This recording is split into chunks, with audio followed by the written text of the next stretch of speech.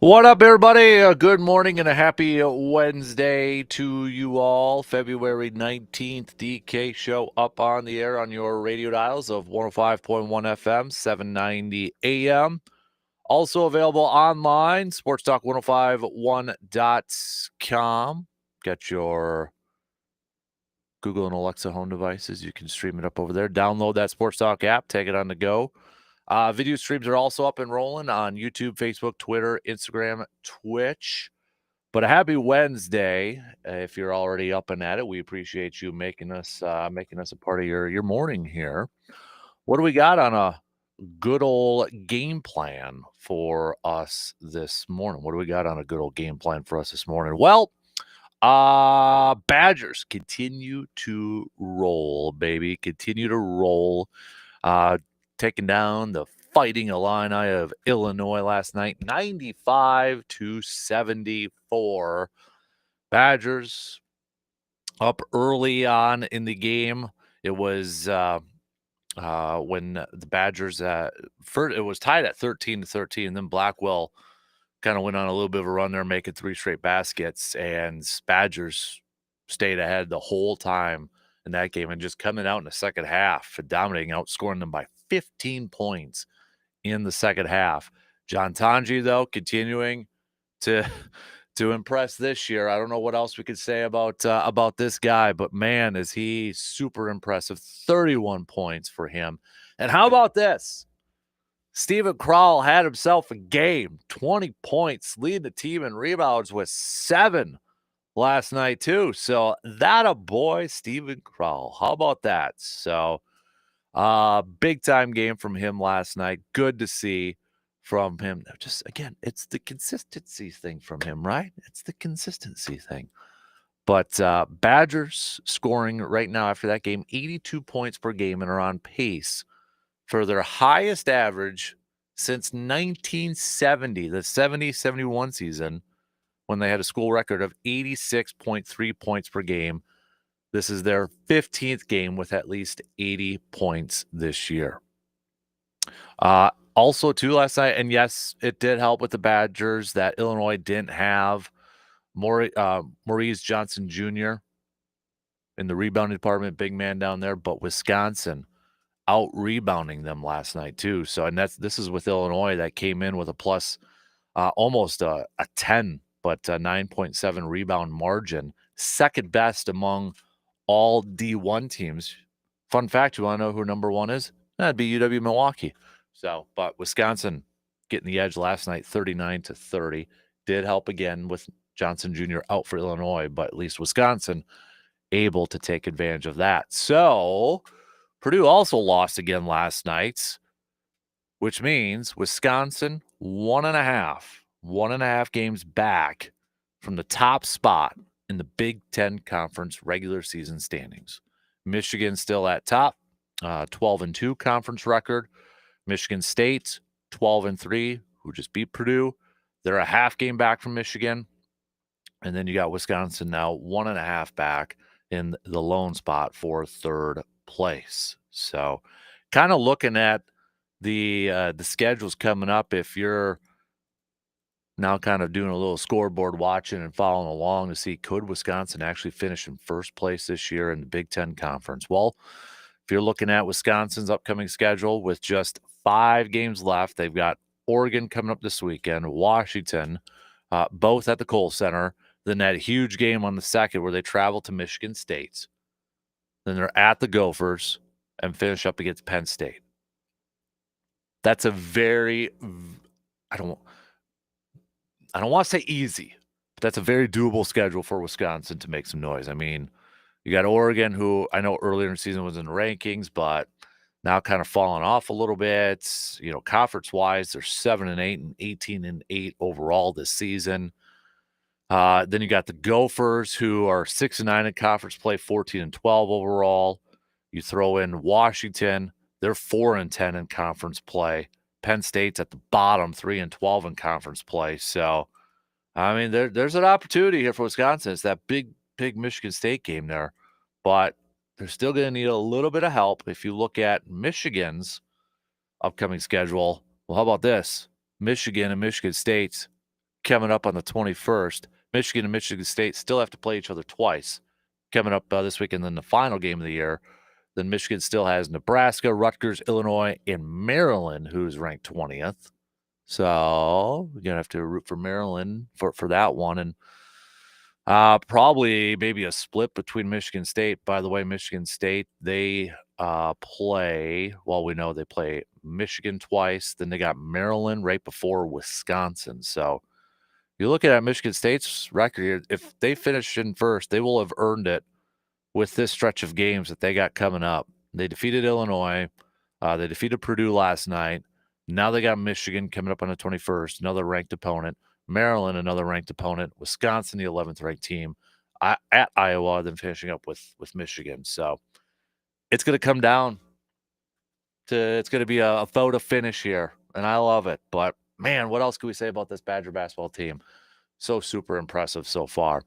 Marquette also picking up a win last night against Seton Hall, the 6th-ranked Golden Eagles of Marquette, 80-56 victory for Marquette.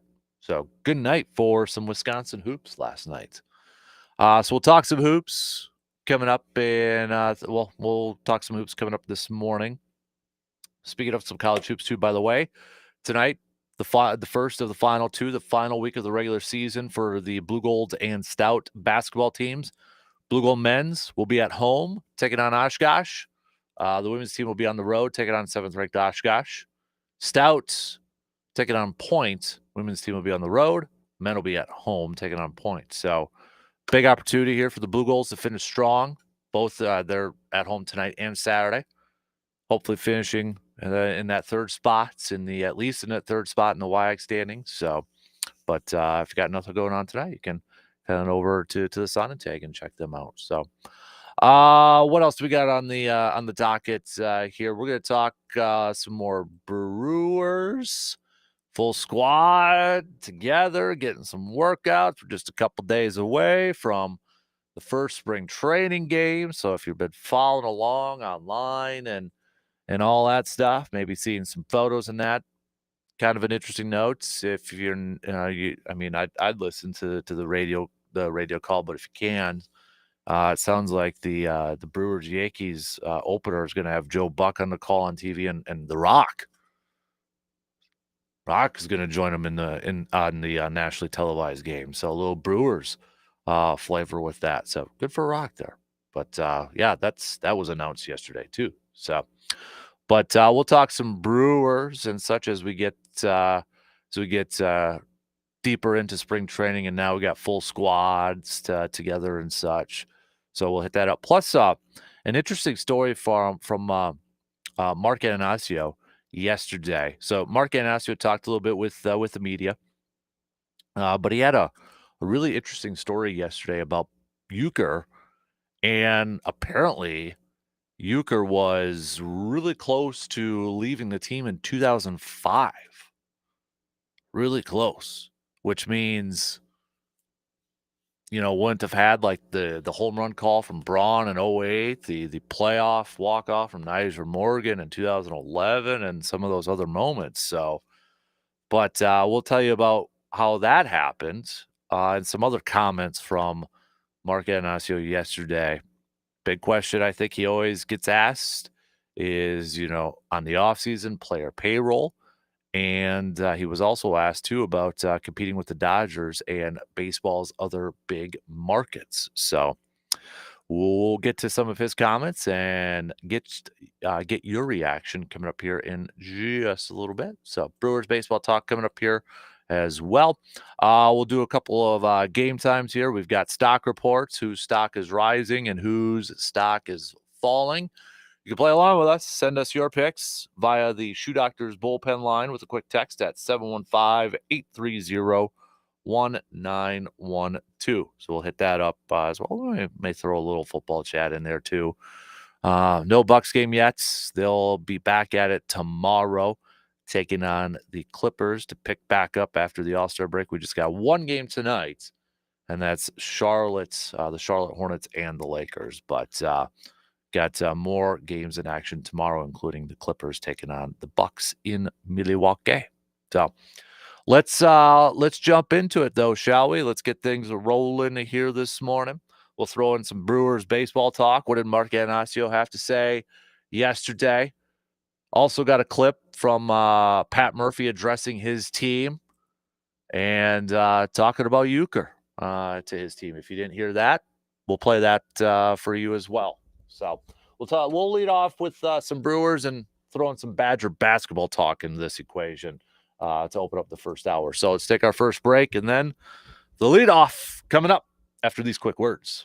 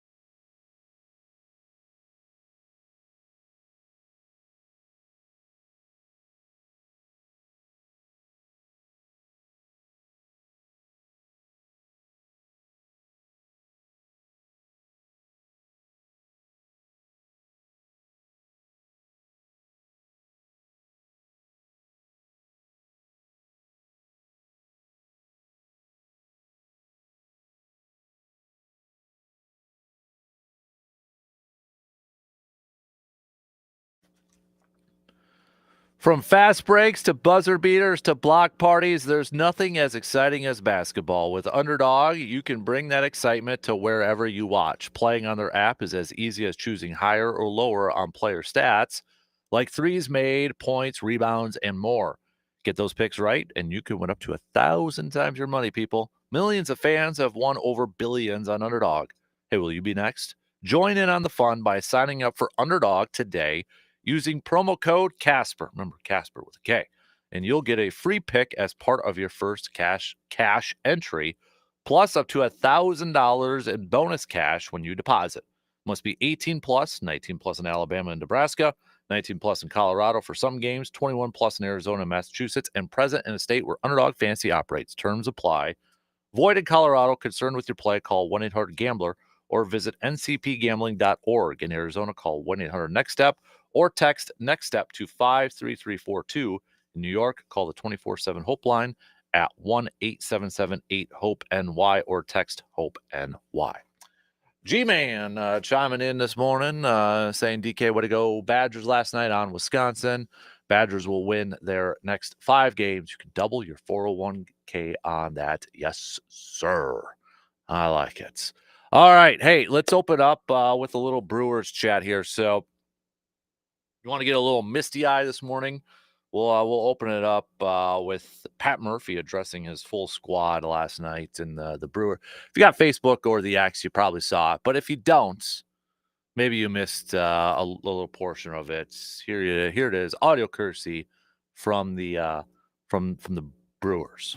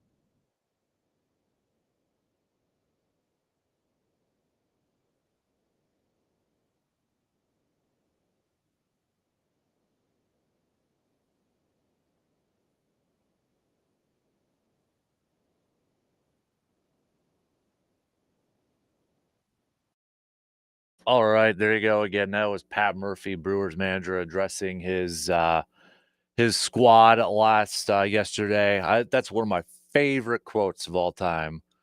Heroes get remembered, but legends never die. Follow your heart, kid, and you'll never go wrong. I have that up in my man cave too. So, yeah.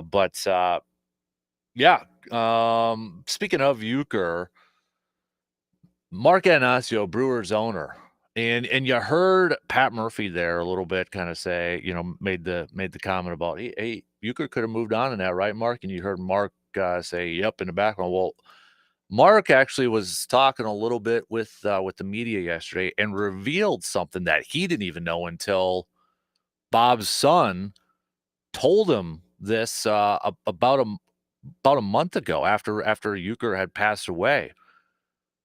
Mark saying, "I didn't know this, but Bob Jr. shared with me after Bob passed that during that whole period of time in 2005, when Mark was in the process of purchasing the Brewers, Bob thought that was it. He was going to move on and do something else. All he really knew in terms of working in baseball was working for Bud and the Seelig family, and maybe it was time for him to do something else. It was to the point that he had actually convinced himself that that's what he was going to do, and he didn't." And Mark says, I didn't know that. And Mark said, too, that I remember my first meeting, thinking back to January 2005. It was in Scottsdale. and he wanted, it says it was in Scottsdale, and he wanted you talk about humans as they are versus what they are on paper. And on paper, I looked like some finance guy from the big city. The last person that Euchre wanted to meet was him, and he kept saying no. Wendy Seelig, the club president at the time, got him to agree to spend 30 minutes for a drink with me before I was about to be approved as the owner the next day. And we spent 3 hours together. He was fiercely loyal, but he was also fiercely independent and genuine, and he didn't have time for anyone who wasn't. So that 30-minute drink that turned into a 3-hour chats is what essentially got Bob Euchre to apparently stay for almost 20 more years as his broadcaster for the Brewers. So I think we got to give a tip of the cap to Wendy Seelig for that. But man, there's a what if in 2005 if that would have been it, and he would have moved on and did something else. All those iconic calls that we still think about to this day, and maybe for especially people of my age or even a little bit younger, man, how different would that be? Oh, I don't even want to think about that.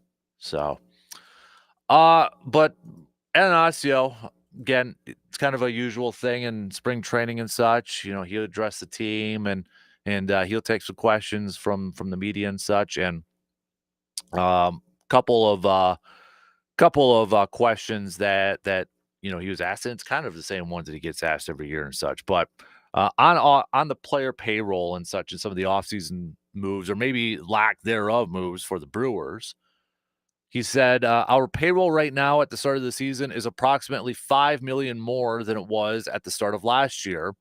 So all these reports that it's down and it's cut, it's actually about $5 million higher. We have, I would say, and this will be my 21st season, an unprecedented amount of youthful talent on this club. Jackson Cheerio gets a lot of attention because he's 20, but in the clubhouse meeting just now, Murph went through, over a dozen players who participated in winning the division last year by 10 games, and all those guys are back. So there really weren't any spots to fill. Maybe third base, but we want to give Tyler Black a shot, and Ali Dunn and Ortiz can slide over. So there was no space to fill. Yeah, there's always room for starting pitching, but that's quite expensive, and we want to see what some of these young guys can do. It's just the way the offseason presented itself relative to the club that we had. Importantly, we didn't trade anybody except for Devin, and we added a veteran starter, Nestor Cortez, and we added a young player, Caleb Durbin. We swapped an ace closer. That's one of the best closers in baseball for someone who we hope can pitch 170 innings and who was an all-star a couple years ago and added a young player. That's sort of our template. We have to keep the pipeline of young players going. When asked about competing with big market clubs and, no perfect example than Dodgers, Mark said, I always said I don't like to talk about us as a small market, and we've certainly not played like a small market. People are going to get tired of me saying this, but since 2005, we have the fourth most wins in the National League. Since 2007, top 10 in attendance. GM Matt Arnold recently told me that since 2020, the only team that's been in first place more days than us is the Dodgers. We don't have the financial ability to bring in superstars. We hang on to Yelly, and we hang on to whoever we hold on to whenever we can. But that means that we can develop this pipeline of players. Murph just said it in the clubhouse. We're an organization of opportunity, and I think that's borne out. While I don't know if I speak for other Brewers fans with this notion, but while those numbers are great in terms of, since 2020, the only team that's been in first place more days than us is the Dodgers. So Brewers are up there, and then you look at since 2005, the fourth most wins in the National League. That's awesome. That's a great number. That's a great Grace, it means you've been relevant for a lot of years, and you've been competing for the playoffs for a lot of years and getting to the postseason for a lot of years. But I think there is a big contingency of Brewers fans that want to see maybe the next step or maybe want to see a little bit more. It's gotten to a point, I think, for a lot of Brewers fans, like, I'll keep saying going back to 2008, and 2008 was like finally just getting there, finally getting the postseason. We're happy to get there, and then you start going to the postseason a few more times, and then it's like, okay, kind of used to it now. But can we maybe advance a little bit deeper? Can we get past the NLCS? Can we get to a World Series? I think that's kind of the next line for a lot of Brewers fans. Is like, on one hand, it's really great that this Brewers team that maybe defies a lot of odds and they get to the postseason. But I think there's still some, while those numbers are great, they want to see just a little bit more. The next rung on the ladder, the next step on the ladder. Like, okay, now, but can we go get a World Series or compete for a World Series? On now, if he thinks the team can win the division again, on why he thinks the team can win the division again, he said, because the team won last year, and it's the same team minus Devin Williams and Willy Adames, no doubt. But you've added Cortez, and you've got a year experience for the young players, and you've got Christian Yelich back, and we've got Woody back. I think last year people said we were going to be in last place. Look, I prefer that, frankly. I get concerned that there may be more expectations this year. There was no pressure on us last year. Maybe there will be a little pressure this year. That might be a good question. Like, do you think there's pressure on the Brewers this year? I mean, if we look at a lot of the preseason expectations and such, the fan graphs of the world and the pro baseball references of the worlds all have the Brewers hovering around 500. If I had to pick a team within this division that's probably under more pressure, I think it's the Cubs, because everybody's picking the Cubs to win the division. Brewers are a very popular pick to be second. So maybe a little bit more pressure compared to last year. But if we were to rank the teams in the Central, I think it's probably the Cubs as the team that's got the biggest amount of pressure. Just in my opinion. But I guess I would say that maybe a little bit more than last year, because last year felt, for me at least, it really felt like the first year of the Jordan Love era for Green Bay, where I didn't really have a set expectation because I really didn't know how it was going to play out. You had a brand new manager. You had Jackson Cheerio, who barely saw some time in AAA. We didn't know what to expect from him, and all these other dudes in here, and it was like, okay, maybe going in without any high expectations and such, and lo and behold, it was a nice surprise again, kind of like the first year of the Love era. Although the Brewers were a little bit more dominant throughout the season and didn't really make that late push like Green Bay did in that first season. And then Green Bay entering year 2 of the Jordan Love era, tons of expectations. But maybe that's the question at hand. If we compare the two, Brewers in their first year with a new regime, I shouldn't say regime, but new manager and Jackson Cheerio, a changing of the guard, essentially, where there wasn't a ton of expectations because it was kind of an unknown. Similar to Green Bay in the first year of Jordan Love, kind of an unknown. Didn't know how it was going to work out with Love. Is he the guy or not? And then after that year, it was super high expectations. You won a playoff game. You nearly beat the 49ers to advance to the NFC Championship game. Super expectations. And then this past year, for a lot of fans, it was a disappointment. It was a failure of a season because the way it ended, they had higher expectations. If we compare the Brewers to that and entering their second year, okay, with Cheerio and with Pat Murphy, do you think it's the same amount of pressure as maybe Green Bay had in the second year of the Love era? I don't think it is. I don't think it is. And I think part of it is, excuse me. I think part of it is you see teams like the Dodgers and you see some of these other teams and you see what they're doing with their roster construction. And I think that does kind of take a hit on the expectations for your team if you're a Brewers fan, and maybe to an extent, a little bit of the excitement that you have for the upcoming season. I think that's part of it.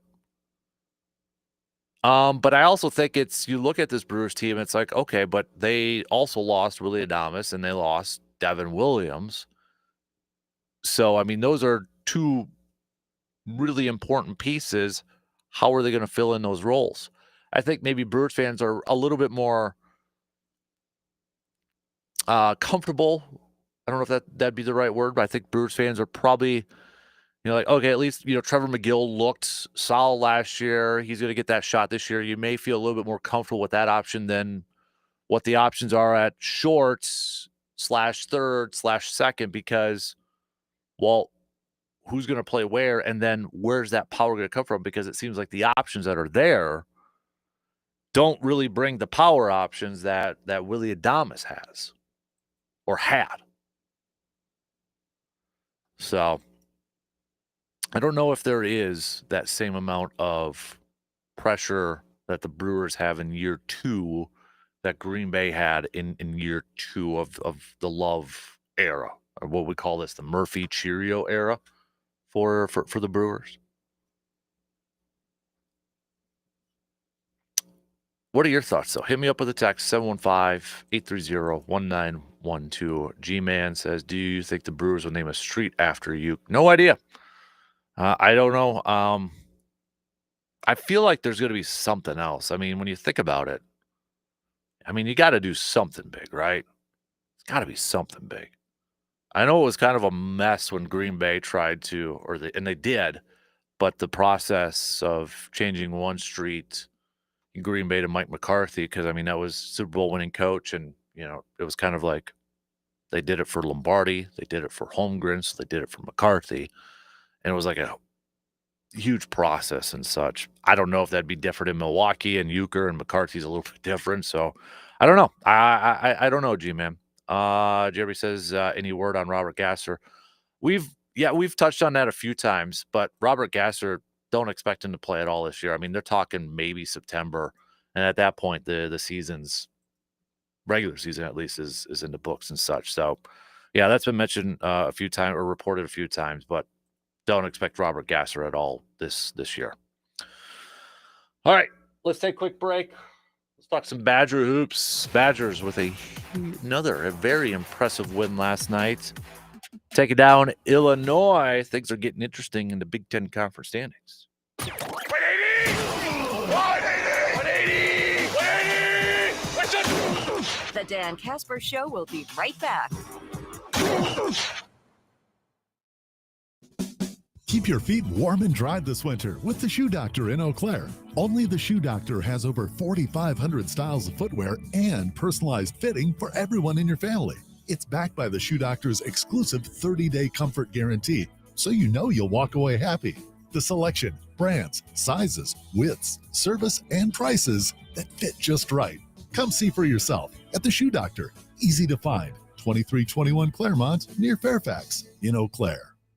When it comes to all of your flooring needs, the Chippewa Valley has your one-stop shop for everything you need to add some new, beautiful floor to your home. And that's Carpet City Flooring Center in Eau Claire. Carpet City Flooring Center has all the latest styles and trends in the flooring business, including the popular Rigid Max flooring that you can only find at Carpet City Flooring Center in Eau Claire. They have the best prices in the area, and if for some reason you do find a better price elsewhere, Carpet City Flooring Center matches or beats the price. And when it comes to the team at Carpet City Flooring Center, well, you won't find anyone better to work with. Knowledgeable and caring with the goal in mind that they want to find the floor that you want, that works best in your home and works great in your budget. So go visit Carpet City Flooring Center at 3109 East Hamilton Avenue in Eau Claire and check out their website where you can check out their inventory and use their floor view option, where it allows you to see what a new floor would look like in your home. Wisconsin's premier flooring store, Carpet City Flooring Center, where their prices will floor you. Texting privacy policy and terms and conditions posted at textplan.us. Texting enrolls for recurring automated text marketing messages. Message and data rates may apply. Reply stopped, opt out. Individual results may vary. Consult a doctor prior to use. You've lost so much weight. How'd you do it? I got medical treatment for weight loss through Zelty and lost 50 pounds. I struggled for the longest time, but Zelty makes it easy and affordable to get weight loss treatment 100% online. Zelty providers can prescribe FDA-approved weight loss medications clinically shown to help people lose weight, like Wegovy, Zepbound, and others. I've heard those medications can help you lose weight, but aren't they expensive? Zelty can help get the medication covered by insurance, so it's as little as $0 a month. What if you don't have insurance? No problem. Zelty may be able to help you get other GLP-1 medications for 80 to 90% off the price of name brand medications. I'm ready to start losing weight. How do I get started with Zelty? Just text. Text SKINNY to 200-300 to get started today with Zelty and see if weight loss medications like Wegovy and Zepbound are right for you. Don't wait. Text now for a link to your exclusive offer. Text SKINNY to 200-300. That's SKINNY to 200-300. SKINNY to 200-300. There's always something going on at the VFW Post 305 in Eau Claire, including some amazing daily specials. Mondays are soup flights and $1 off all apps. Tuesdays are made for tacos. Wednesday is wing night. And then there's Thursday sliders, a Friday fish fry, because of course. And Saturdays are fresh homemade pizza. So when you're thinking about where to head to for lunch or dinner, don't overthink it, people. Visit the VFW Post 305 located at 1300 Star Avenue in Eau Claire. Hey, sports fans, Joe DeGuano here. You know, sometimes you just want to go to that place where everybody knows your name. Court House in downtown Eau Claire is that place for me. When I'm not talking sports with Dan in the morning, you can probably find me on a bar stool at Court House. Aside from the rotating specials that always hit the spot, my favorite thing about Court House is the service. Whether it's Hannah or Jason or whoever, every time I'm there, no matter who is bartending, they know exactly what I want even before I do. Whether it's my vodka gimlets made with love or hams in a frosted mug. It's always exactly what I need after a long day. So if you're looking for that place where everyone truly does know your name, make Court and House your go-to spot. They've got what you need. Cold beer, the best fish fry in town, service that makes you feel at home. Oh, and my personal favorite, the Old Abe Burger. And hey, next time you're at Court and House, if you happen to spot me, once again, your first one's on me. Court and House, downtown Eau Claire, Grand Avenue. My part-time service in the Army National Guard makes it possible for me to be more for the community I call home. My training helps me at work when I lead by example. The Army National Guard has taught me the value of showing respect to those I come in contact with each day. My service also allows me to be there for my community in ways others can't. I help my hometown recover after nature strikes. My service in the Army National Guard allows me to keep my country and those I care about safe from threats. I also work with a network of professionals that help me succeed and accomplish the mission. Plus, the Army National Guard education benefits make getting a higher education a reality. Being an Army National Guard soldier makes living and serving in my community more rewarding every day. Learn how you too can live and serve part-time, close to home by visiting nationalguard.com. Sponsored by the Wisconsin Army National Guard, aired by the Wisconsin Broadcasters Association and this station.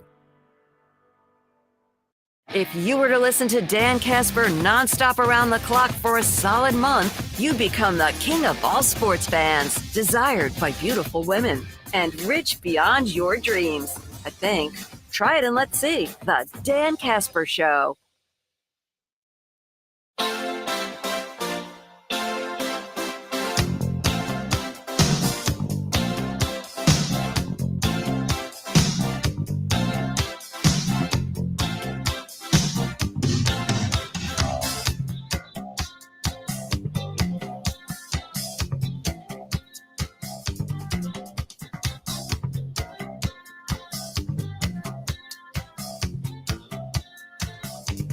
It's tax season, so maybe you got your taxes already. Maybe you're still getting them set, but have you thought about what you're going to do with that tax return? Hey, maybe you invest it within your own home or your own space. It's time to update that floor game in your home, whether it's the living room, the bedroom, the man cave, the dining room, the bathroom.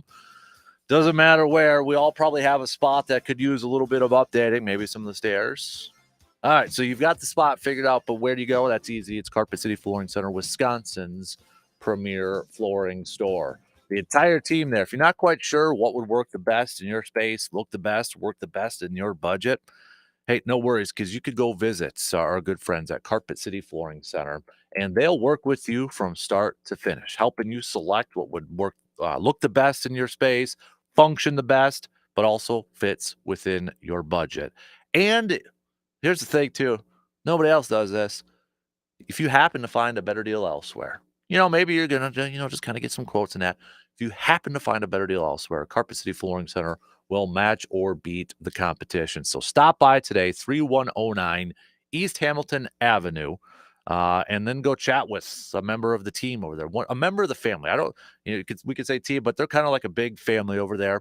Go chat with them. They'll help you answer any questions, and you can look at maybe some samples and such. But I mean, when I say we, me and my family have used them, whether it's in our house, my grandma's house, she's used them a couple times. We've used them for stairs, man caves, bedrooms, and fantastic, just awesome, awesome, awesome people to work with. So stop by, because I know a lot of you listening right now are like, yeah, no idea when the last time this room was updated with some flooring. Or maybe it's time to do some shower tile and such. They can help you out with that too. Carpet City Flooring Center, 3109 East Hamilton Avenue. 3109 East Hamilton Avenue in Eau Claire. All right. Todd, first time texter, looks like. Really enjoy your show. Appreciate that, man. Wondering if you could share the insight on a third base prospect the Brewers have. Brock Wilken, I believe his name is. Yeah, Brock Wilken. Wake Forest, right? Drafted out of Wake Forest. Just was it a couple years ago or so? At that time when he was drafted, there was some talk about, is he maybe better suited as a first baseman at the pro level, because he is a bigger dude. He's like 6'4", 225 and such. So I mean, there's been some talk and there's been some speculation. Could he be maybe better? His position at the pros is probably going to be at first base, but he's got power. That was his thing at Wake Forest. And you look at his minor league stats last year at Double-A. I mean, 17 home runs, 51 RBIs. Average could be a little bit better, 200. His OPS was just 679. But for his minor league career, he's got 22 home runs and 80 RBIs and such. But the thing with him when he first came out of Wake Forest and when the Brewers drafted him, it was some power. That he was going to bring some power. And even though he's right now at third base, but maybe a little bit better suited for first base at the pro level, kind of similar to Tyler Black. Tyler Black's listed as a third baseman, but there's some thought that maybe he's better suited to play first base too. So, also too, he's pretty patient at the plate, able to draw some walks and such. So, I mean, I think the biggest thing why the Brewers drafted him was it 8th overall, I believe. I'll have to double check that. He's a top 10 pick, or not 8th, top 20 pick, 18. It was 18. The big reason why they picked him up was because of the power that he's able to bring. He had tied the ACC record for 71 career home runs. So it doesn't sound like we'll see him this year. I think he's still at Double-A. One younger guy to maybe pay attention to in camp, though, in spring training, is this Cooper Pratt. He's a 20-year-old. He's a shortstop. And there's a really good piece, if you want to check it out on Brewers.com, talking about him. Not saying he's going to make the team this year, but that might be the future shortstop for the Brewers after they figure this whole thing out. Is it just going to be a one-year thing with Terang or Ortiz over there? But Cooper Pratt, if you're going to be following along with some spring training games and such, kind of remember that youngster's name. Again, he's probably not going to make the big league roster, but the fact that he's invited, tells you kind of the trend, the arrows pointing up on this youngster. And I guess never say never. I mean, Jackson, 20 years old, but we Jackson was really ascending up on the minors. And for what it's worth, Cooper Pratt is the 57th overall prospect on Major League Baseball's pipeline rankings. So maybe maybe in the near future, maybe at the end of this year, probably better for next year. But Cooper Pratt is a name to definitely pay attention to when you get into spring training. And that potentially could solve the short. But then that's like, okay, so if he's the shortstop, but if you move Ortiz over there, and then so that's why this shortstop position is so interesting to see what the Brewers are going to do. Because if you move Terang over there, or if you move Ortiz over there, is that just a short-term thing, and you're just waiting for Cooper Pratt to come up? And if it's just a short-term thing, do you necessarily want to move those guys over there for a short term, and then the next year maybe move them back? I don't know. That to me is going to be kind of interesting to see how it all plays out. Because there's no question about it, they need somebody over there. So maybe it's Ortiz for this year, but then Ortiz slides back to third. Who knows? It's anybody's guess at this point. But they're very high on Cooper Pratt, and that's a name that, that's the one thing when you're talking about spring training and what you're looking for, or kind of to follow along, is some of these youngsters, and maybe kind of starting to get some glimpses of those, and kind of keep their names in the back of your head as we get set for, or kind of keep their names in the back of their head for the near future, because once they're called up, like, oh yeah, I remember that dude in spring training. I remember he was raking it in spring training. All right. Badger-wise, Badger Hoops with a big win last night against Illinois. Another big win. A team, Illinois has had the Badgers number over the last few years here. So Badgers, not only getting a win at Mackey Arena on Saturday against Purdue, and kind of, taking or erasing some of the bad taste in their mouth from going over to Purdue and having to lose all those games in a row at Mackey Arena, able to do that against Illinois. 95-74, so ending that losing schneid to Illinois. But how about Steven Krall, the guy that we were talking about yesterday, saying this has got to be a guy who has to have a game? Had no rebounds in their first game against Illinois. What, had 3 points or so? I mean, it was a pathetic performance. Greg Gard called him out after that game. How does Steven Krall respond after all these games later in a rematch against Illinois? He goes 3 for 3 from 3, 7 of 10 overall from the field, scores 20 points and 7 rebounds to lead the Badgers. Or actually, strike that. Nolan Winter had 8, but 7 rebounds. Went from 0-7. Dude even had 5 dimes. Dished it out 5 times, 5 assists to lead the team in assists. Hallelujah for Steven Krall. But the thing with him has always been, okay, consistently, can we do this for more than just 1 or 2 games in a row? Can we do it for multiple games in a row? If this is the type of performance we're going to get from Steven Krall when it gets to the tournament time, I'm feeling really good about the Badgers. Because you had John Tanji last night just doing his thing. 31 points, 10 of 12 from the charity stripe. The dude consistently gets to the line. And then you had John Blackwell contributing with 16 points. If we get these type of numbers consistently, and especially when it comes to tournament, I know it's high expectations to ask John Tanji to go up there and score over 30 a night, and Steven Krall for 20 and Blackwell 16. But if these 3 guys can be the consistent dudes, the consistent go-to guys, I feel a little bit more better about that potential Sweet 16 run, maybe a little bit deeper. These are the 3 that, if the Badgers want to make that run, these are the 3 that have to be the most consistent performers, playing consistent ball at a high level.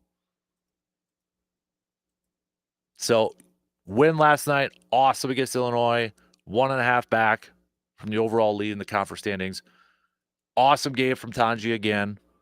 But the biggest thing I take away from last night's win was Steven Krall had a game. Atta boy, big boy. Now, continue to do it. Do it for more than just 1. Hell, do it for more than just 2. Finish off this season strong and carry the momentum into the conference tournament and into the NCAA tournament. Please. Can we do that? Badgers next game, they're going to be at home for the next couple of games here, and there's a chance they've got a chance to really, in my opinion, continue to get into a groove here and play some of their best basketball heading into the tournament. They've got Oregon coming into town on Saturday. Then they're at home against Washington next week. And then a big game next Sunday against, is it next Sunday the 2nd? Yeah. Michigan State. Oh, boy, that is going to be a big one. I hope right now, this is the one thing I hope Wisconsin not overlooking Oregon and Washington. Take care of your business at home at the Kohl Center. Get those W's. Extend your winning streak to 6-7. And we got a big-time matchup with Michigan State. Only 5 more games left to go, and then after that, it's the Gophers and Penn State, those should be wins for Wisconsin too. Should be. On paper, it should be. They got a chance here to really even climb up on those standings more. Badgers now top 25 in the country in terms of points per game. Top 25 of all the Division I teams in the land, and there's a lot of them. Wisconsin's a top 25 scoring team. Oh, unbelievable. Unbelievable. Greg Gard absolutely deserves some talk about being Coach of the Year. If Michigan wins the Big Ten Conference, it's probably going to be Dusty May, at least for the Big Ten Conference Coach of the Year, but Greg Gard, no question, deserves a lot of that attention too. All right, we'll talk some more Badgers and more Brewers coming up a little bit later on. We've got stock reports coming up next hour or two. We'll do a little game time with that. You guys could play along. Who are your stock risers and who are your stock fallers? Including, speaking of stock fallers, we've got Morgan joining us. Oh yeah, that plummeting sound, crash and burn. Yep. I know, there it goes. How you doing? All right, how's the good old sports world today? I think it's okay. It's good. When was the last time? This is cash season. I have to have cash in my pockets to pay admission, get concessions, that kind of thing, you know? Yep. When was the last time you got concessions? From a game? Yeah. Because Well, I usually probably, work when Siggy's playing, so I'm in the concessions booth. Probably Sodtech Blue Gold basketball game. Okay. The concessions game in some schools has been completely raised. Have you noticed this? Like, we'll go to weekend tournaments and things like that, and it's not just Doritos and red Gatorade and that kind of thing anymore. We were at someplace, for example, that had Arby's brought in. Yeah, I know, that face. Really? Wow. Like, they're starting to cater these things, and then you pay for concessions once you get there. Popcorn's always where we go to. Like, popcorn always sells big. Yep. Did you have a go-to concession snack when you were going to games? Probably like chips or popcorn. So Yeah. what would you grab? Because right now, I notice the trends with kids change. It's usually the red Doritos, so nacho cheese Nacho Doritos, cheese. and purple Gatorade is having a minute right now. Well, Hutsy is popcorn and a big pretzel with nacho cheese. See, we don't do pretzels, but we do big pickles in Boyceville. Big pickles? Huge, giant pickles. Is For that a $1. thing over there? It's a huge thing. Oh, You should, and I bet well, I've you, been eating a lot of pickles, but okay. Yeah. you should try it on the weekends when you're doing like tourney stuff, because I think the kids recharge with them. It's a little electrolyte Well, do action. you have going like on one the of those books. oak barrels that they're all into? We have one of those big, like the huge glass jars, and then you Okay. got tongs to fish them out, Yeah. and they're giant. Yeah, those sell like crazy. Really? Yeah. Wow. That'd be kind of messy. I'm telling you, like they care. They're covered in sweat true. and grime anyway. That's Game true. grime. Huh. Yeah. So he's big into the big like when we go to the Express game too or something. Yeah. It's pretzels No with hot cheese. dogs? Oh no, not for him. Okay. He's not at that stage yet. All Nope. right. What about you? I mean, if it's got like a brat or something there, I'm doing I mean, that. obviously, I'm following the beer guy around up and down the stairs if we're doing that. But as far as actual But probably like concessions. popcorn would be the go-to one, just as a casual one. The other thing that the kids always dig through is we have, the Brewster concession stand or whatever set up, and we have chips and the normal candy, like Reese's are always flying off the shelf and that kind of thing. But Airheads and Ring Pops. Oh yeah, Ring Pops is big. Yeah, I've Hudson's big seen with like that, yep. that was when I was younger. I loved those things, Love but 'em. that is coming back. I see the kids go bonkers for the Ring Pops. I used to have a big container of Ring Pops, just Ring Pops. Right. That's what we sell from. And they'll dig through those. Apparently there's a flavor thing. And with Airheads, they have that one silver, like white mystery yeah. flavor. No. Okay. So my daughter, when she was little, thought that changed. Like every mystery flavor was different. It wasn't just one I consistent thought it mystery changed flavor. every time too. I don't think so. It's one flavor and it's in your head. It's not Are you really sure? a mystery. Give me a quarter and I'll let you know. All right. They're a quarter a piece. AYY You Eau get four for Claire, W286CK Eau Claire, Sports Talk 105.1 and 790 AM. From the 715 Newsroom, it's your news done differently with Morgan McCarthy. Well, good morning. Here's what we're learning today. We'll start with state headlines coming out of the primary. Just so you know, that April ballot is set when it comes to state superintendent of public instruction. The election on April 1st will see voters in Wisconsin selecting between incumbent Dr. Jill Underly and education consultant Brittany Kinzer. In yesterday's primary, those were the two that came out. Sauk Prairie School District Superintendent Jeff Wright came in third. Underly's been the state superintendent since 2021. Looking at the political breakdown, she is supported by the Democratic Party, whereas Kinzer has the support of the Republican Party in the nonpartisan election. Well, from ballots to the budget, Governor Evers talked to the state, and in his speech to lawmakers yesterday at the Capitol, Governor Evers highlighted his 2025 budget plan. Some of those highlights? Well, he did include a new tax bracket, property tax freeze, lowering healthcare costs in education, and Evers also criticized the Trump administration for new tariffs. Such as the nature of politics, the budget, though, could be hard to pass, and concessions would need to be made due to a Republican majority that we have here in our state, and that's both the Senate and the House. Let's head to Chippewa. 3 candidates vying to become the next administrator for Chippewa County got to meet with members of the county board, each candidate sharing why they thought the board should pick them, and they offered their own ideas, some new plans for the role. As of now, the current administrator, a name you may know, Randy Scholes, will be retiring in March. That's when the new administrator will be approved by the board. And the green ice cream with a little chocolate chips, is that one of your favorites to scoop up into the bowl? It's a little cold out there for ice cream. Wait, it's never really too cold for ice cream, right? Some foods just go together like peanut butter and jelly. But today we're celebrating the merging of chocolate and mint. Think of it as a health food because the ancient Greeks believed mint cured hiccups. And well, chocolate makes everything better. Johns Hopkins says it's clinically proven to improve mood, heart health, and brain function. So grab a cone of mint chocolate chip or a straw for a shake. Or how about a brownie? Because today is National Chocolate Mint Day, and it's proven to be a health food. Sort of. I'm Bree Tennis. Dude, that is exactly why Casper asks me to come in here every day and talk to him. I'm like, I got stuff going on. He insists, though. It's clinically proven to improve mood, heart health, and brain function. For Sports Talk 105.1, I'm Morgan McCarthy. It's another morning to bundle up as we are off to a frigid start with the cold weather advisory in effect through 9 a.m. We could see wind chill values drop as low as 25 degrees below zero. Throughout the day, we are going to have a mix of sun and clouds. Our high temperature up to 7 above. Going into tonight, partly cloudy, down to 7 below. Otherwise, tomorrow, plenty of sunshine, highs improving to the upper teens. I'm 13 First Alert meteorologist Derek Dahlman. We seem to have to talk about tariffs when we talk about farm news lately. So let's do that as we look at farm news this morning on Sports Talk 105.1 and AM 790.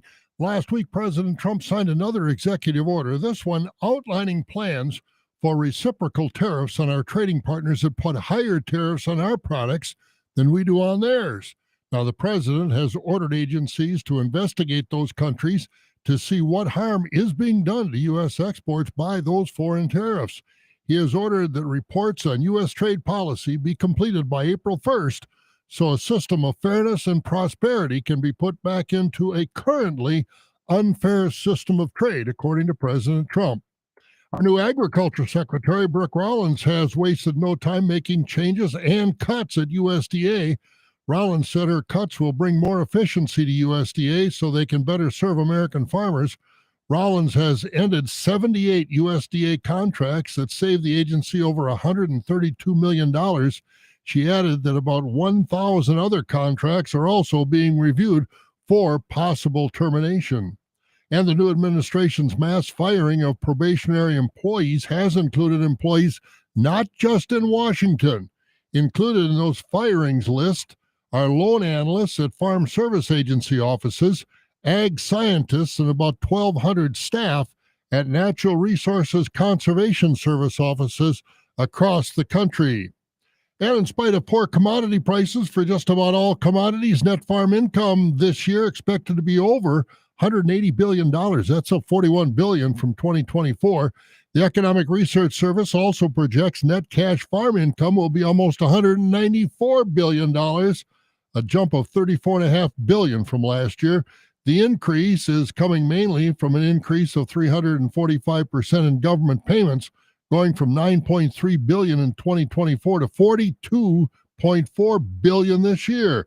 Last December, Congress approved more disaster and other economic assistance totaling $35.7 billion. That's a look at some of our food and farm news this morning on Sports Talk 105.1 and AM 790. I'm Bob Bosold. Service Master of Chippewa Valley is your local expert when it comes to fire and water damage, carpet and air duct cleaning, mold remediation, and trauma. They're when you need them, 24 hours a day, 365 days a year. Trust comes in the yellow truck. Learn more at ServiceMasterChippewaValley.com. Rapid radios are instant push-to-talk walkie-talkies offering national LTE coverage. For a limited time, go to RapidRadios.com now for 60% off and free UPS shipping. Add code RADIO and get an extra 5% off. Ladies and gentlemen, sports aficionados and armchair quarterbacks, welcome to the Dan Kasper Show, where sports passion meets expert analysis. Dan's encyclopedic knowledge and infectious passion for all things sports is both impressive and sad. I have many leather-bound books. So get ready to laugh, cheer, and maybe even facepalm a few times. At no point in your rambling, incoherent response were you even close to anything that could be considered a rational thought. It's the Dan Kasper Show.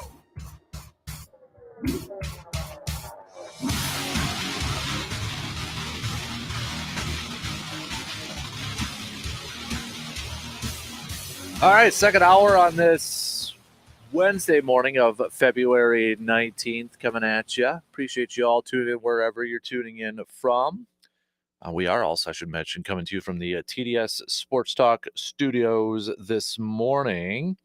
We'll chat a little green and gold with Joe coming up in just a little bit. We'll get back to some more Brewers talk as we are getting deeper and deeper into spring training. Now it's full squad. We got the first spring training game coming up this Saturday, which you will be able to hear on the radio dials of 105.1 FM and 790 AM.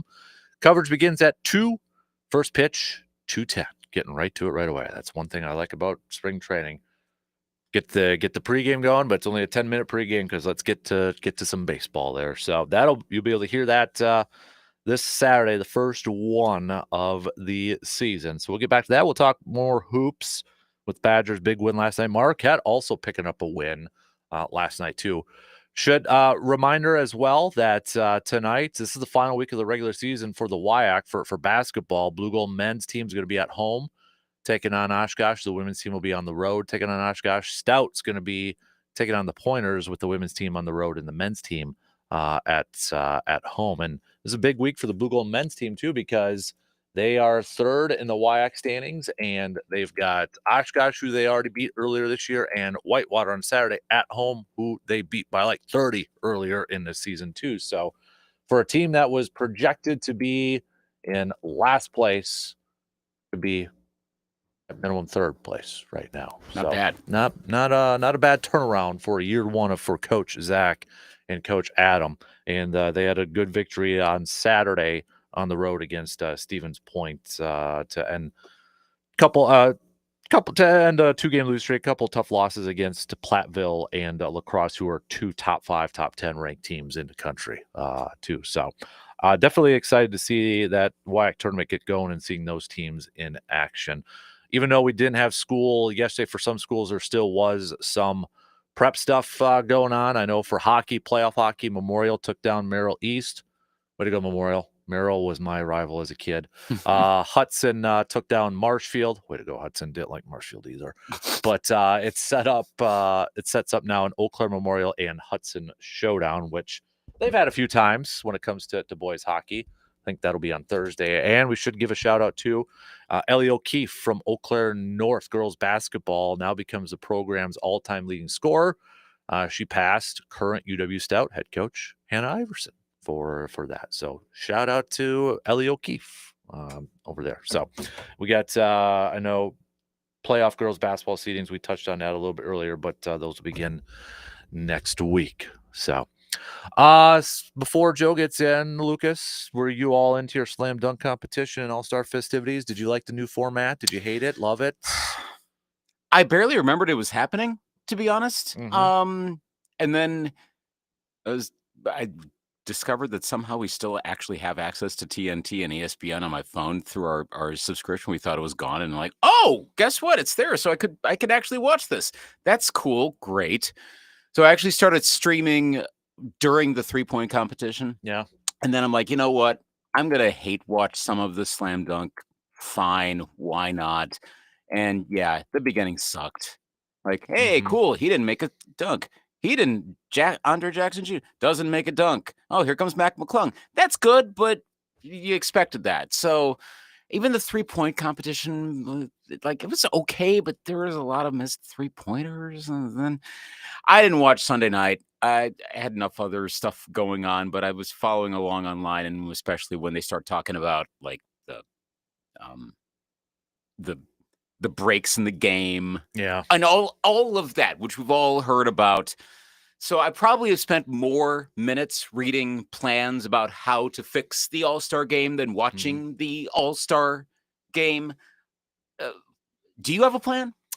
To fix it, I think what didn't help them was the Four Nations, which was it absolutely was fantastic, and kudos to starting a fight within the 3 fights within 9 seconds. I did see that. Like I turned that game on. I'm like, ooh, this could be good. And I started right as the first fight began. And we get a rematch tomorrow for the championship between USA and Canada, which I don't think there will be as many fights. No, I don't think it will be. But I do think the NBA should do a little Team USA versus Team World. I don't think anybody thinking it would have the same type of feel as like Team Canada versus Team USA. There's not going to be any fights. So don't expect that. But I do think there will be maybe a little bit of pride between the two because, and maybe this is just me being too optimistic about it, but when we get to the Olympics, Team USA dominates when they have their full team on there. And Team World is so spread out, right? Like Giannis is with Greece, you got Luka on a different team, and I mean those stars are all spread out. But if you combine those world stars onto one team, that could be a hell of a game. The only question I have is, okay, but how much effort are they still going to play? I don't know how much. Like I would tune into that. I just still don't know if they would even play defense in that game. Not as much. I mean, I think it would be better. We're not going to have a repeat of the 2024 All-Star game, the one that almost killed it.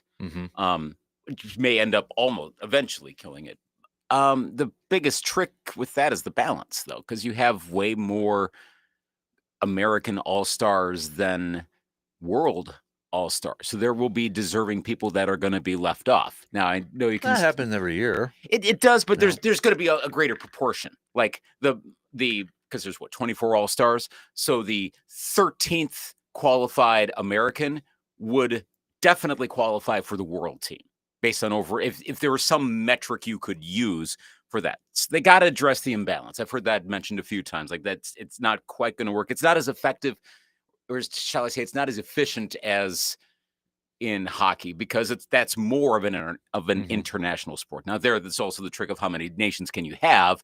Like the Four Nations right now barely works. You could have a 5-6 nations one, but there's the whole Russia thing, obviously, right now. Finland is barely able to compete at this level, but they're getting better. But that's the point. Like you run out at a certain point. But I don't think you'd have like 211 and 189 or whatever the final was a year ago. Right. But then it's like, why are we even doing this at all? And I know the reason why. The thing that keeps coming out as you read about this is because the NBA makes a whole lot of money off of all the ancillary events. It's not the big game. Or games as it was Sunday. It's not NBA All-Star Saturday night. It's all of the corporate events that everyone's kind of sick of doing, yet that makes a ton of money for the league. They're not going to stop that. So what do you do? If it's like choose something, even if it's not perfect, I agree. USA versus the world. Though I think it is a little bit of an easy answer because of Four Nations, because that has been so unexpectedly successful. So it's easy to point to that, but it's not necessarily going to be that. Right. Yep. I'd be all about the one-on-one if they did that as an event. 1v1. Yeah. I mean, anybody who played basketball as a kid, I mean, everybody probably did in their backyard on a basketball court. You played 1v1 versus your friends. I mean, even video games now you could play 1v1. I remember doing it when trying to beat Jordan one-on-one in the blacktop sort of thing. So I'd be all about that. Again, I don't know. And Giannis made the point, like, you would have to play defense in that one. But it's the mindset of the player, too. Like, Karl-Anthony Towns was pissing me off in the early part of that first game. Just chucking it up from 35 feet. Why? I know he was making the first two, but then like when Kevin Hart was yelling, saying, Biggs, go play big. And then I think he just did it for blanks and grins and just chucked it up there. I'm like, no, let's just stop now. Well, just stop. But then this leads to the other issue that you probably heard a lot. I've heard a lot in the past few days, and I remember hearing it a year ago. Players don't want to be embarrassed.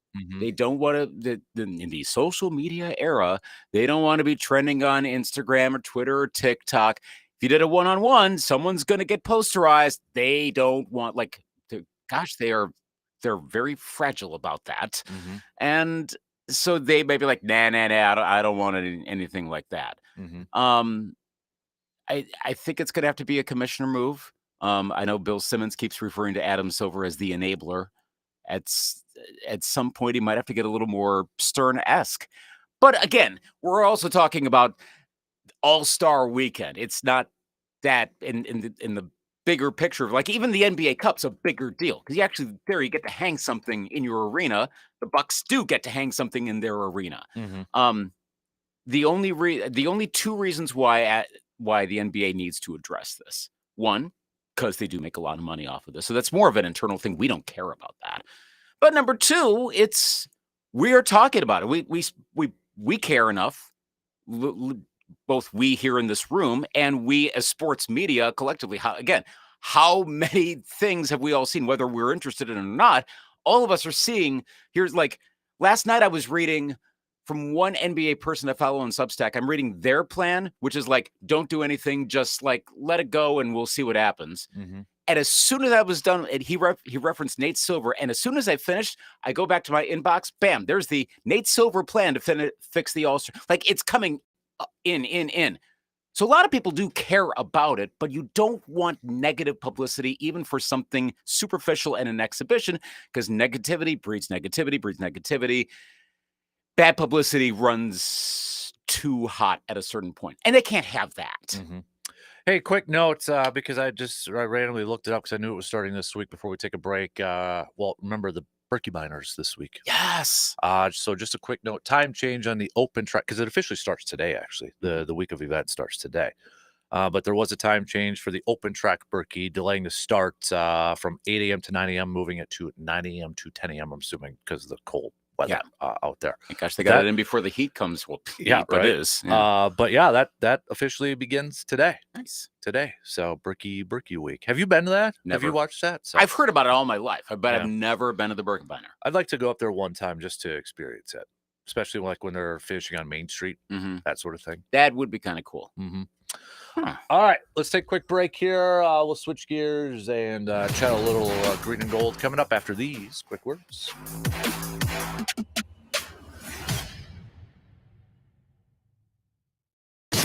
You're listening to the Dan Kasper Show. You want to feel important. You want to be part of something bigger, something that matters and can help change things. You want to feel like you belong. We know. We felt that way too. And that's why we did something about it. We aren't just Army National Guard soldiers. We are normal people just like you. But our part-time service in the Army National Guard means we get to be more. When our communities are in need, we get the chance to stand up and do something about it. We get to serve in our own region and help the people we call neighbors. From the lakeshores of Ohio, Michigan, Wisconsin, and Minnesota, the fertile fields of Indiana, Illinois, and Iowa, to the wide open plains of North and South Dakota. We are here for our hometowns. And together, we can make a difference. Take on your legacy. Visit NationalGuard.com to find out more. Sponsored by the Wisconsin Army National Guard. Aired by the Wisconsin Broadcasters Association and this station.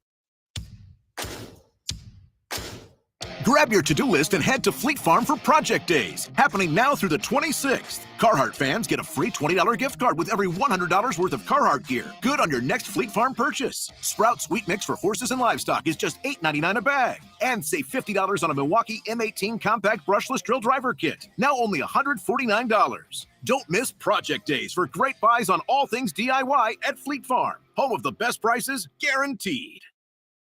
When it comes to all of your flooring needs, the Chippewa Valley has your one-stop shop for everything you need to add some new, beautiful floor to your home. And that's Carpet City Flooring Center in Eau Claire. Carpet City Flooring Center has all the latest styles and trends in the flooring business, including the popular Rigid Max flooring that you can only find at Carpet City Flooring Center in Eau Claire. They have the best prices in the area, and if for some reason you do find a better price elsewhere, Carpet City Flooring Center matches or beats the price. And when it comes to the team at Carpet City Flooring Center, well, you won't find anyone better to work with. Knowledgeable and caring with the goal in mind that they want to find the floor that you want, that works best in your home and works great in your budget. So go visit Carpet City Flooring Center at 3109 East Hamilton Avenue in Eau Claire and check out their website where you can check out their inventory and use their floor view option where it allows you to see what a new floor would look like in your home. Wisconsin's premier flooring store, Carpet City Flooring Center, where their prices will floor you. Texting privacy policy and terms and conditions posted at textplan.us. Texting enrolls for recurring automated text marketing messages. Message and data rates may apply. Reply stop, opt out. Individual results may vary. Consult a doctor prior to use. You've lost so much weight. How'd you do it? I got medical treatment for weight loss through Zelty and lost 50 pounds. I struggled for the longest time, but Zelty makes it easy and affordable to get weight loss treatment 100% online. Zelty providers can prescribe FDA-approved weight loss medications clinically shown to help people lose weight, like Wegovy, Zepbound, and others. I've heard those medications can help you lose weight, but aren't they expensive? Zelty can help get the medication covered by insurance, so it's as little as $0 a month. What if you don't have insurance? No problem. Zelty may be able to help you get other GLP-1 medications for 80 to 90% off the price of name brand medications. I'm ready to start losing weight. How do I get started with Zelty? Just text. Text SKINNY to 200-300 to get started today with Zelty and see if weight loss medications like Wegovy and Zepbound are right for you. Don't wait. Text now for a link to your exclusive offer. Text SKINNY to 200-300. That's SKINNY to 200-300. SKINNY to 200-300.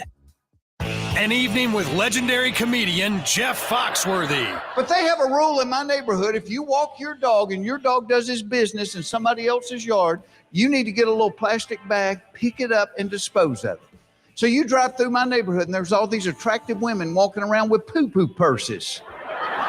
Jeff Foxworthy Live. Saturday, March 22nd, 7 p.m. The Sonnentag. On sale now at the Sonnentag box office or thesonnentag.com.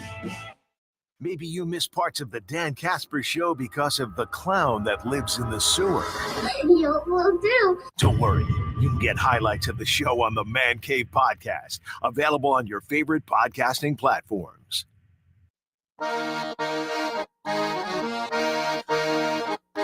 Always something going on at our friends at VFW Post 305 in Eau Claire on Star Avenue, including some amazing daily specials. And today is Wednesday, which means it's Wing Nights. Wing Nights over at VFW Post 305.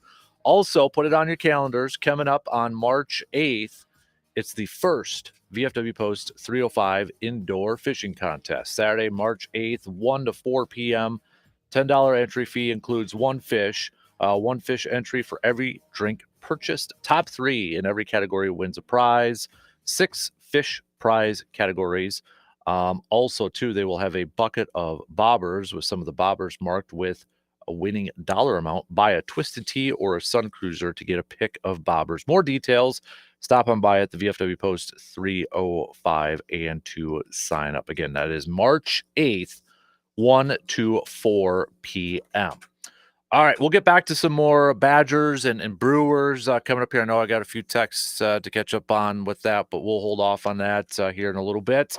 Let's talk a little green. You guys with your laptops, for crying out loud. You think you're smart or something? No, that's exactly why I bring a laptop. Looking like you actually know what you're talking because about. I'm not smart. Yeah. I have to rely on the interweb for answers. Series of tubes. First. Yes, absolutely. What is going on over there? So I got mine up too. So what am I talking about? Wait a sec. Yeah, come on. You've got 4 monitors and you're moving into a big sparkly new studio soon. That has more monitors in there. So. I was just going to say, man. Pot, meat kettle. You guys don't have stickers like I do, though. So that's just, Well, this is a work computer. So what? I have to get official approval. Well, did you give approval for the stickers on this one? Dude. You know what's the sticker? You could take it off. There is no authority or power by osmosis. Yeah. So the general manager is the general manager. If that's your work computer, that is like 20 years younger than my work computer, by the way. Also too. true. So that's, that's, I think mine's still held up by tape. So careful what you wish for. All right. Well, we are now a couple weeks removed from the Super Bowl. We're into the offseason. Franchise tags. A month away Yep. from the start of the season. Yeah. It's we got yesterday. Was it Monday? Franchise tags. Yesterday, franchise tags. Teams could start to place franchise tags on some players. So any Packers fan that is hoping for T. Higgins, it doesn't sound like he's going to be available. It sounds like the Bengals are going to place a tag on him. So get that out of your system, Packers fans and such. But well, I want to start off with I know we've talked about him a little bit, but Jair, Rob Demoski, our good friend, had an article up over the weekend saying strong indications he won't be back, and said multiple team sources had said that there were some frustrations about his injuries, but also not playing through some of those injuries. I don't know if it's directly related to the PCL injury because he did have surgery on it a few weeks later. But, I mean, this is for sure. I mean, it's almost like bet your 401k on this, right? He's out of Green Bay, right? No question. No question. The question is going to be, do they outright cut him and save, I believe, around $6.8 million on the cap, or do they trade him? And I'd prefer, even if it's a late round pick, I would prefer getting something for him. And again, Jair Alexander, when healthy, big caveat, he is one of the better cornerbacks in the NFL. And it's really interesting with him. And this is one of those situations where you get the big contract and then you question whether or not the player wants to play. Now, is it the player doesn't want to play in Green Bay? And it's interesting, Captain, because we've gone through 2 defensive coordinators. Okay, you think, all right, new DC comes in, Jair gets a breath of fresh air. He's got Xavier McKinney, et cetera, et cetera. All of these things lined up for him to be a happy camper. And it just seems like he doesn't want to be in Green Bay. And the question comes down for a guy like this, do you want to play in the NFL anymore? And again, is he immensely talented? Yes. When he was on his game, when he was healthy, I'd argue top 5 cornerbacks in the NFL.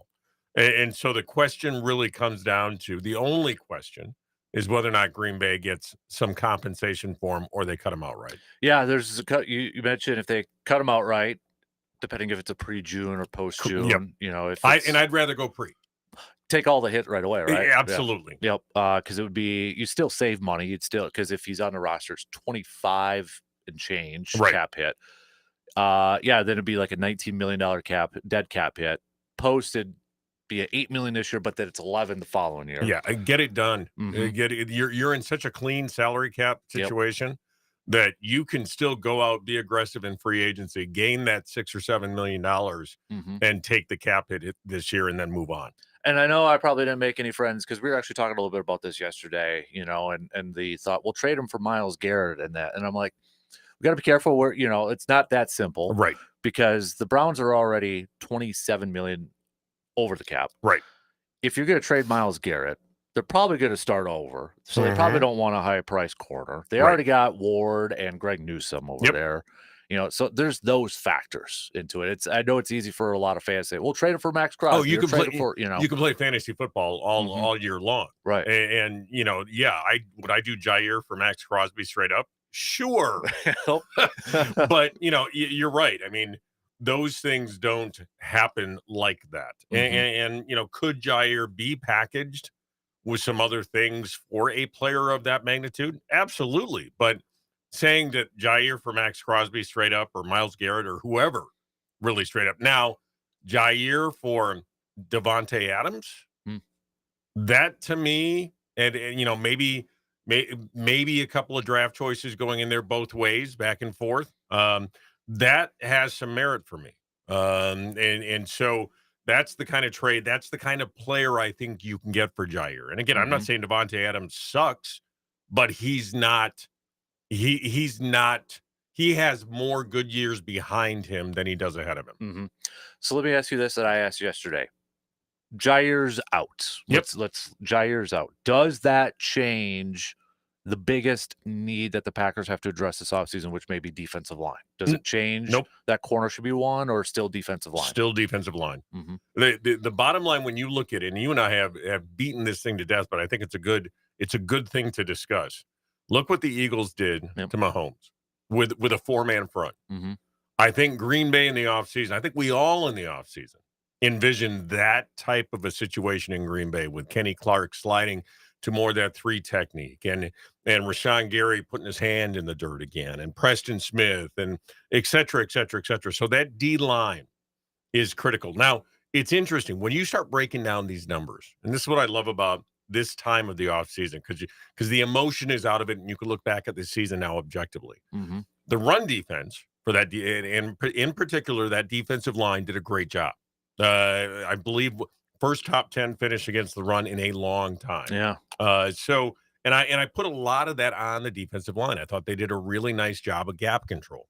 But when you look at rushing the passer, it was obvious and evident that about 6 or 7 games into the season, Hafley realized what he had to work with and started dialing up blitzes. I almost point to that Houston game as the game where you saw Hafley bringing out more of those exotic blitzes. I believe Eric Wilson that game had a couple of sacks. Mm-hmm. Xavier McKinney coming off the edge had a sack in that game. So, yeah, I think you need to go after defensive line. And that is the one position next to wide receiver that I say you need to go and be aggressive. You need to trade or sign as a free agent. I still think, and again, would I take Max Crosby, Myles Garrett? Of course.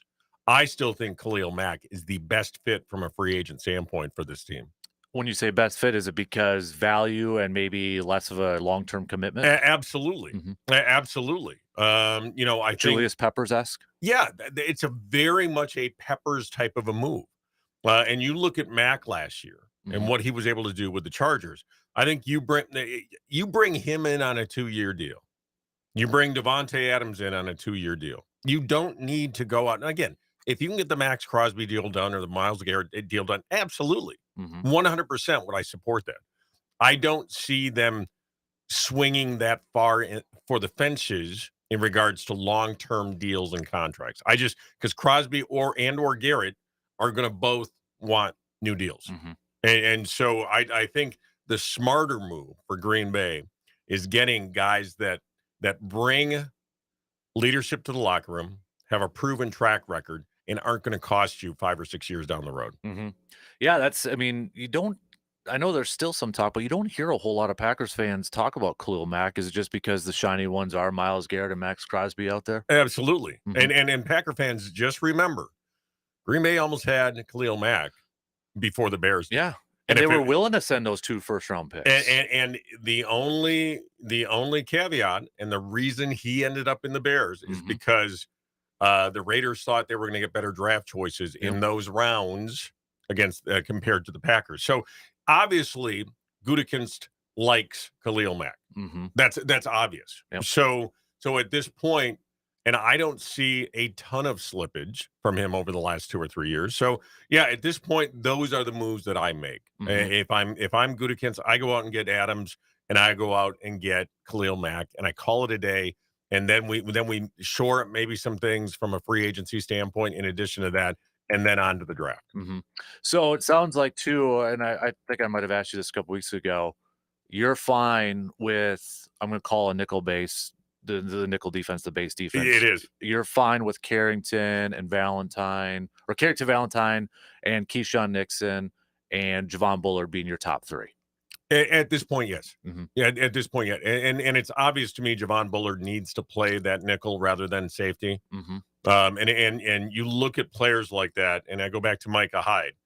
You could miscast a guy and have him learn too many things in that secondary, and then he goes on and somebody finds the right position for him. I think Javon Bullard's right position is that slot cornerback, and I think Keyshawn Nixon outside. I think Carrington Valentine outside. Now, that being said, I think you still draft cornerbacks. Right. And so I think you build some depth there. But I think I'm comfortable. And based on what Green Bay did in the back half of the season, I'm really comfortable with those 3. I don't know if you saw this from a few days ago. NFL.com had a rookie class grade, and they ranked them for all 32 teams. Number 1 was Washington, which, I mean, come on, Jaden and plus other guys. Right. No, absolutely. Green Bay was B+, and they were number 10 on this list. And I want to read the first line to this for you, because I think it hits it on the mark, and it's something that you say a lot too. This writer says, I obnoxiously contend that the judgment of this particular class could effectively separate casuals from ball knowers. Oh, interesting. Interesting. Who's the writer, by the way? It is, let me scroll back up to the top. Sorry, Coach. Gennaro Felice. Okay. Okay. So, Yeah, I think I recognize the name. Okay. Yeah. So he goes on to say that injuries ruined the 2024 season for Jordan Morgan and Marshawn Lloyd, which could lead one to think Green Bay didn't get much from this draft crop. Expressing that notion would be a mistake. Linebacker, safety, and nickelback don't get the attention of many other positions, but there are 3 areas in which the Packers received significant rookie returns. And then, of course, talks about Edgerrin, Evan, and Bullard. So would you a B+ if you had to after 1 year with this rookie class? After 1 year, yeah, I'm good with that because you didn't get anything out of your first round pick. So that's why it's not an A. Right. And so I think that's a very fair grade. And yeah, people forget about Marshawn Lloyd. You know, he was going to be that backup running back to Josh Jacobs, that lightning to the thunder, if you will. And so, yeah, I think B+. I think that's a great grade after year 1. With the potential. Now, again, every draft class after year 1 has the potential to go up or down. Right. But I think there's significant growth still coming from this class. And again, Edgerrin Cooper last year, you know, it's interesting, Captain, and I appreciate this out of Halfley. Edgerrin Cooper was not assignment sound to start the year. And guys like that, you see a lot of that where their athletic ability allows them to get away with not being assignment sound. And so he didn't play to start the year until Halfley and that defense realized they could start trusting him. And so I didn't mind. You look and say, oh, you should have been starting him all year long. You don't know what's going on behind the scenes. And again, I like the fact that they said, okay, you are an athletic beast. You are a freak of nature.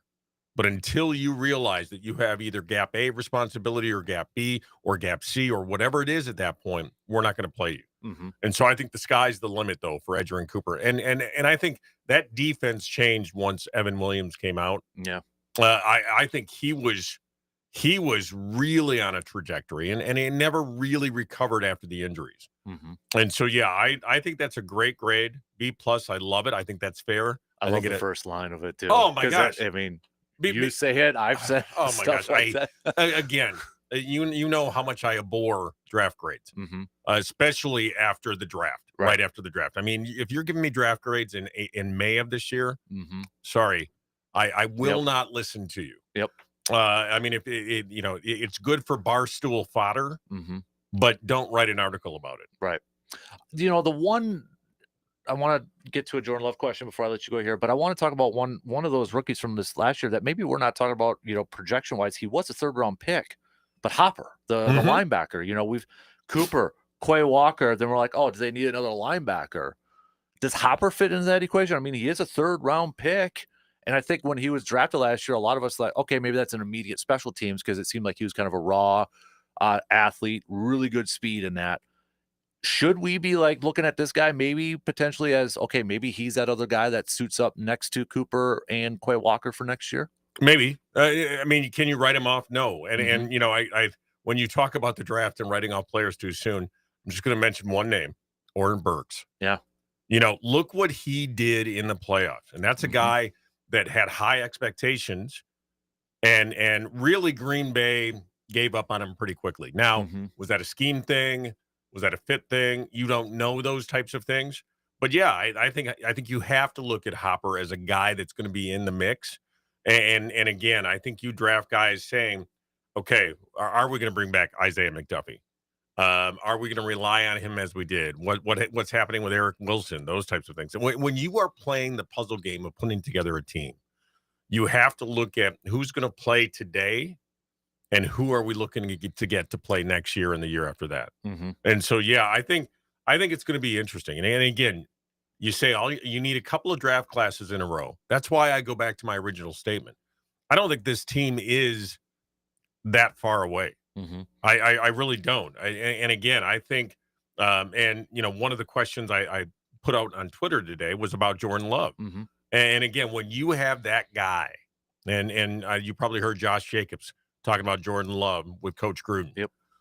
When you have that guy, and I will argue, I went through the whole NFL, And there are 7 other quarterbacks that I would take before Jordan Love for the next 3 years.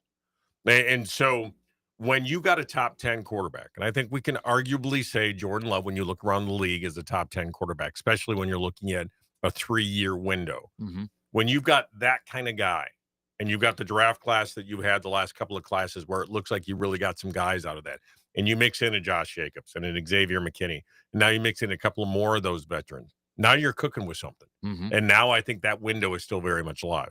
You know, last week I posted just kind of a fun question, like if there was one player that you could add to Green Bay, and it was Milwaukee at that time too, but like Green Bay, where like, all right, this is the one player that's going to make us Super Bowl champ. You wouldn't believe how many people said a different quarterback. And I'm like, really? I mean, that's the one position you think you're away from getting to the Super Bowl is a different quarterback? Like, Let's go Brett Favre, Aaron Rodgers. Mm-hmm. Did either one of them in their first 2 years of starting take the Packers to the playoffs both years? No.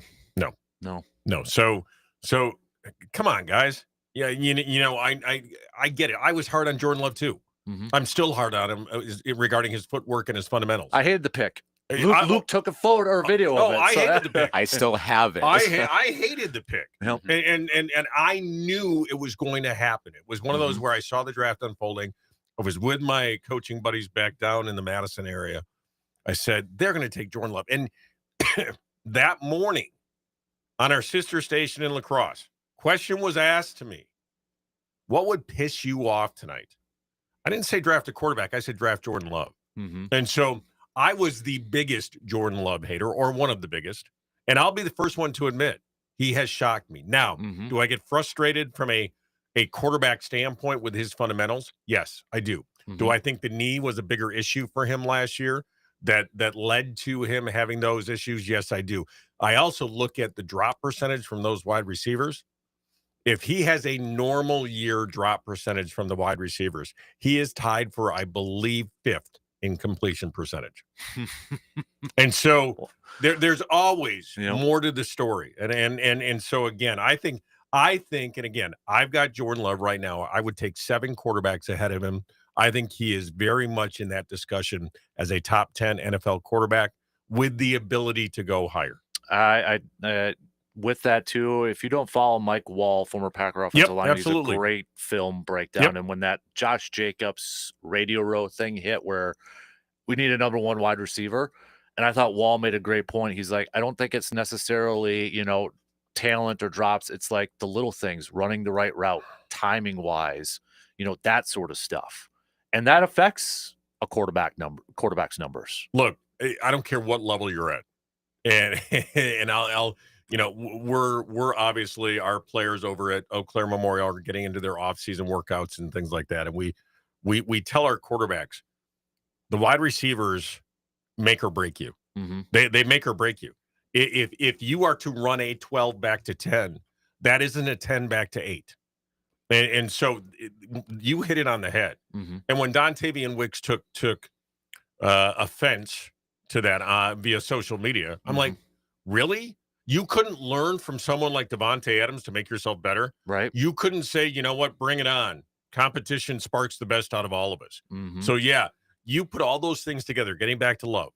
And real quick, here's who I had ahead of him. Yeah. Lamar Jackson, mm-hmm. Josh Allen, mm-hmm. Joe Burrow. Mm-hmm. Don't like to admit this, but Jared Goff.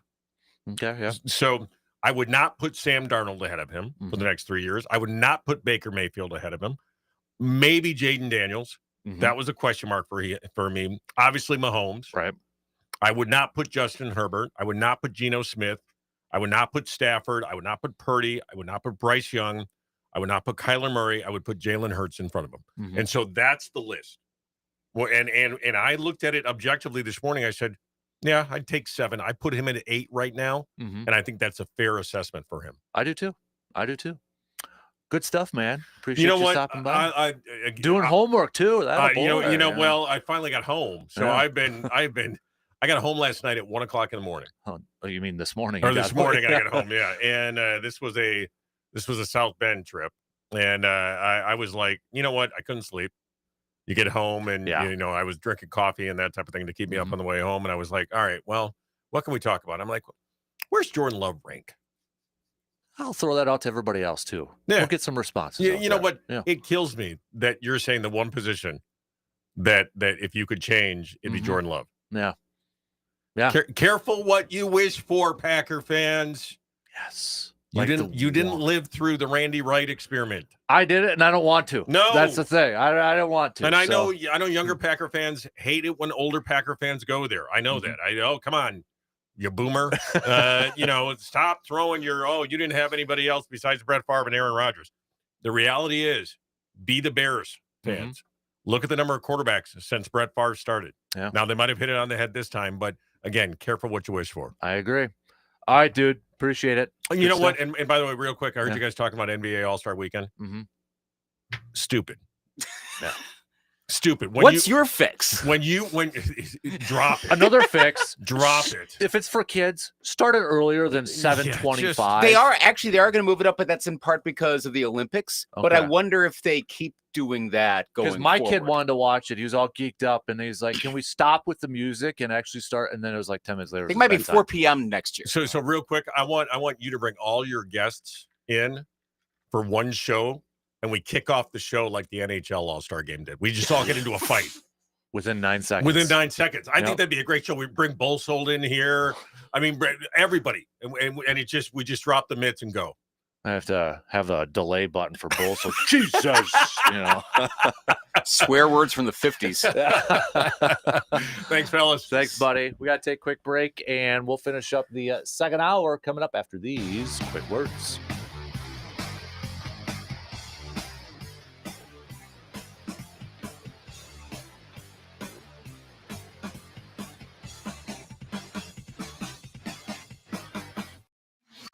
Got a take on today's topics but can't call in? Then hit us up on Facebook, Twitter, or the text line and let your fingers do the talking. Do you want your brand to stand out? Residence Branding Company then has you covered. Literally, from custom apparel to branded accessories, they help you make a statement. Hoodies, hats, t-shirts, bags, whatever you need. They bring your logo to life with top quality designs and materials. Perfect for businesses, teams, and events, their custom gear keeps your brand front and center. Elevate your look and boost your brand. Residence Branding Company makes it happen. Visit them online at residencebrandingcompany.com. Do you know or work with kids who have special healthcare needs? Help them live their best lives. Contact Wisconsin Wayfinder Children's Resource Network. Our specialists will connect you with services in your area. Wisconsin Wayfinder is free and confidential. Call 877-947-2929 or visit dhs.wi.gov/WISCWAY. Connect today. Sponsored by the Wisconsin Department of Health Services.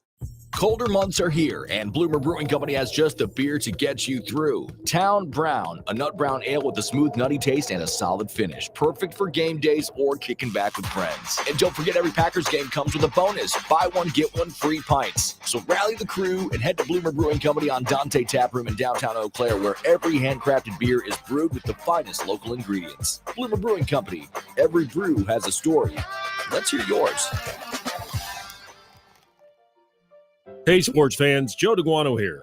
Sometimes you just want to go to that place where everybody knows your name. Court House in downtown Eau Claire is that place for me. When I'm not talking sports with Dan in the morning, you can probably find me on a bar stool at Court House. Aside from the rotating specials that always hit the spot, my favorite thing about Court House is the service. Whether it's Hannah or Jason or whoever, every time I'm there, no matter who is bartending, they know exactly what I want even before I do. Whether it's my vodka gimlets made with love or hams in a frosted mug, it's always exactly what I need after a long day. So if you're looking for that place where everyone truly does know your name, make Court House your go-to spot. They've got what you need. Cold beer, the best fish fry in town, service that makes you feel at home. Oh, and my personal favorite, the Old Abe Burger. And hey, next time you're at Court House, if you happen to spot me, once again, your first one's on me. Court House, downtown Eau Claire, Grand Avenue. There aren't many people as sports smart as he is, so he tries to use tiny words so people like me can easily follow along. That doesn't make sense. The Dan Kasper Show.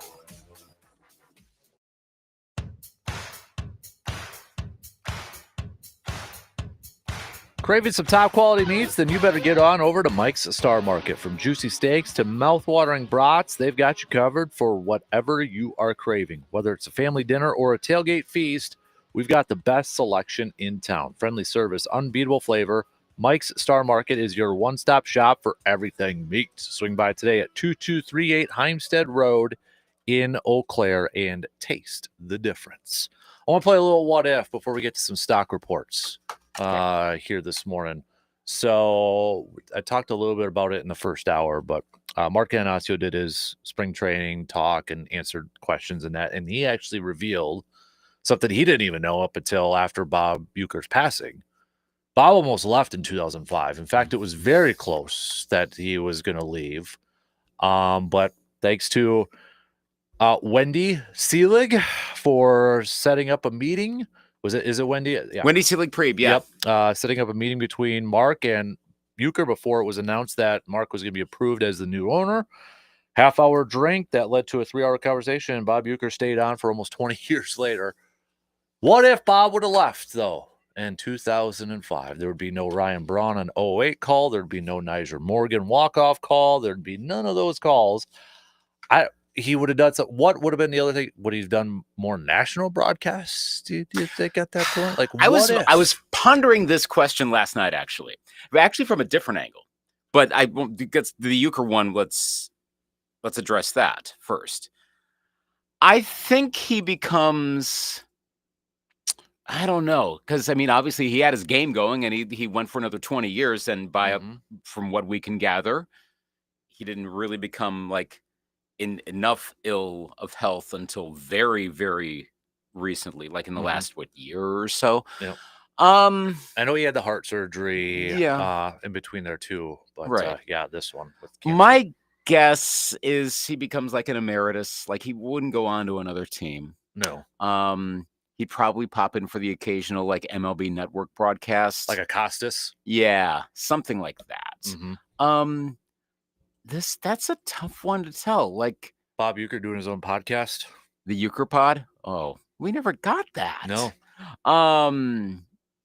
But the thing is, he's so Milwaukee centric.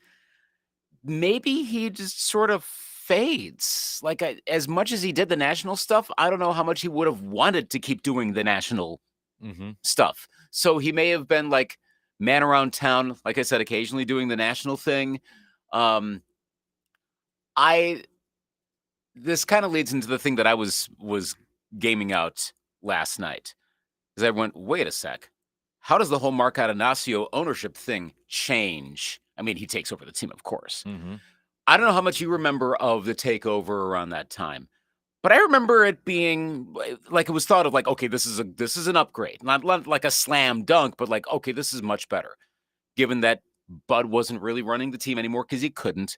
The Wendy Seelig-Prieb era was not going well. I mean, the Brewers were one of the worst teams in baseball, and the thought was the management of the team was in shambles. So Anasio was viewed as this upgrade, and there was no worry about a move either because then Miller Park was very new. So the vibes around it were positive.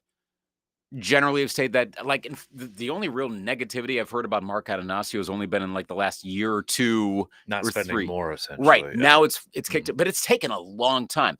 But that's a lot of that is because of the success of the team. The Uecker thing would have been a heck of a curveball.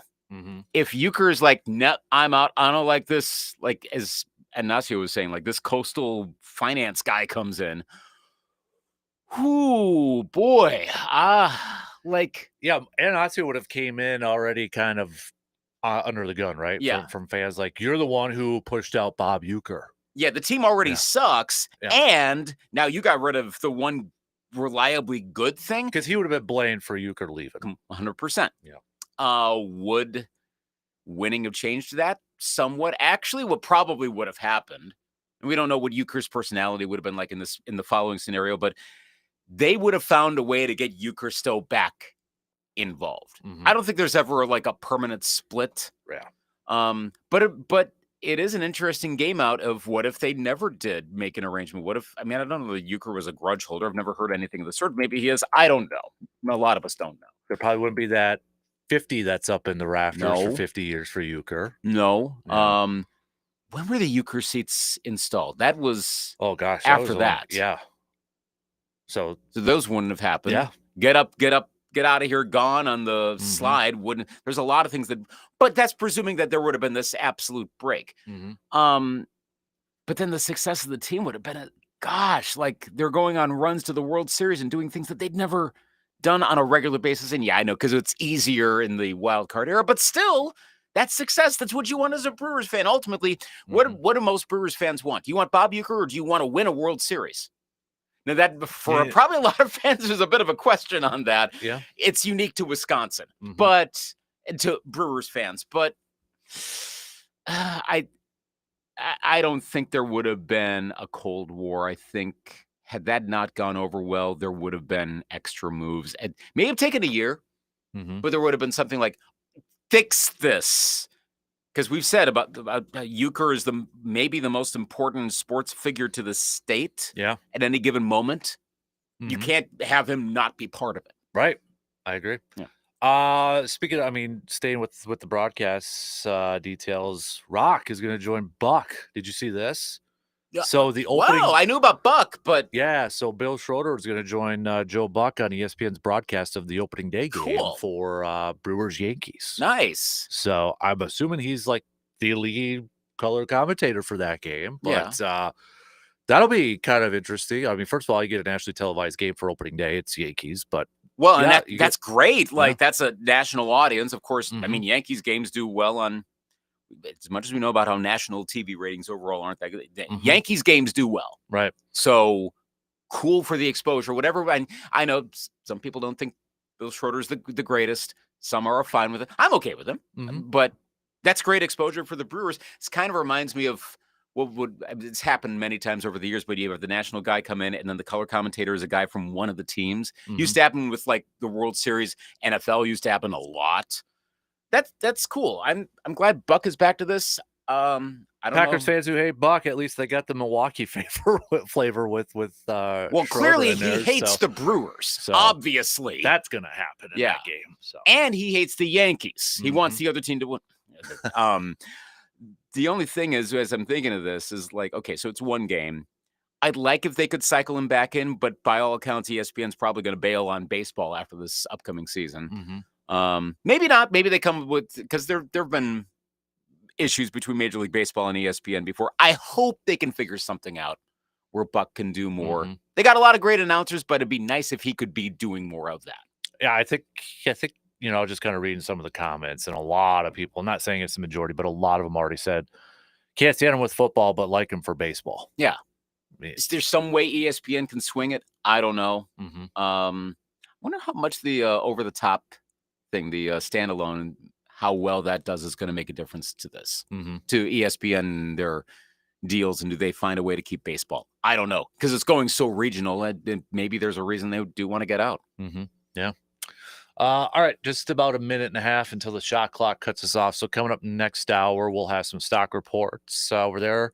Before we get to that, let's catch up on a couple of texts here. Timmy G said almost an hour ago, but when we were talking about some Badgers, I agree 100% with you with what you're saying. I still think Special K Klesman is the X factor in attorney. He is our floor general when games get close.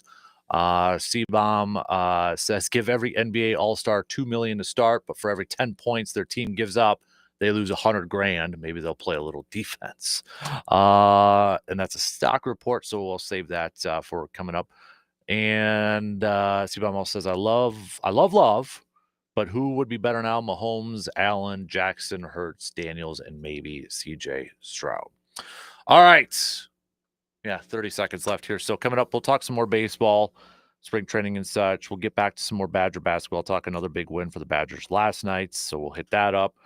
Your stock risers, your stock fallers, you can send those on over to us. Text it, comment on the video stream, or hit us up on the socials. Who would you pick for a stock riser, and who would you pick for a stock faller? Send those over to us right now at 715-830-1912. There we go. That's timed it up perfectly. 2 hours in. We've got one more to go. We got some news updates, and then we'll be back to wrap up the final hour coming up after these quick words.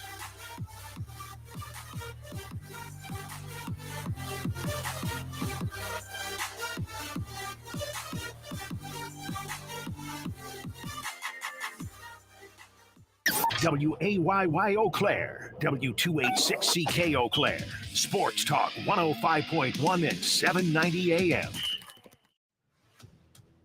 From the 715 Newsroom, it's your news done differently with Morgan McCarthy.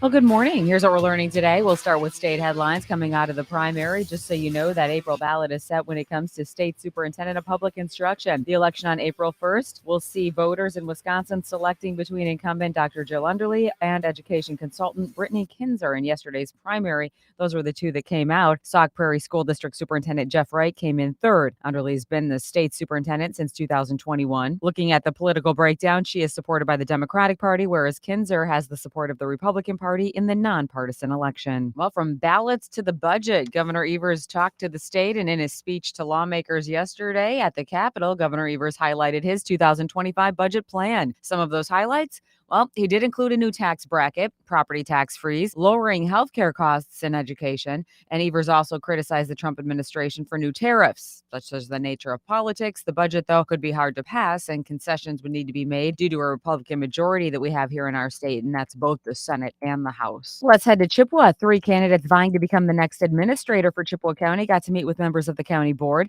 each candidate sharing why they thought the board should pick them, and they offered their own ideas, some new plans for the role. As of now, the current administrator, a name you may know, Randy Scholes, will be retiring in March. That's when the new administrator will be approved by the board. And the green ice cream with a little chocolate chips, is that one of your favorites to scoop up into the bowl? It's a little cold out there for ice cream. Wait, it's never really too cold for ice cream, right? Some foods just go together like peanut butter and jelly. But today we're celebrating the merging of chocolate and mint. Think of it as a health food because the ancient Greeks believed mint cured hiccups. And well, chocolate makes everything better. Johns Hopkins says it's clinically proven to improve mood, heart health, and brain function. So grab a cone of mint chocolate chip or a straw for a shake. Or how about a brownie? Because today is National Chocolate Mint Day, and it's proven to be a health food. Sort of. I'm Bree Tennis. Dude, that is exactly why Casper asks me to come in here every day and talk to him. I'm like, I got stuff going on. He insists, though. It's clinically proven to improve mood, heart health, and brain function. For Sports Talk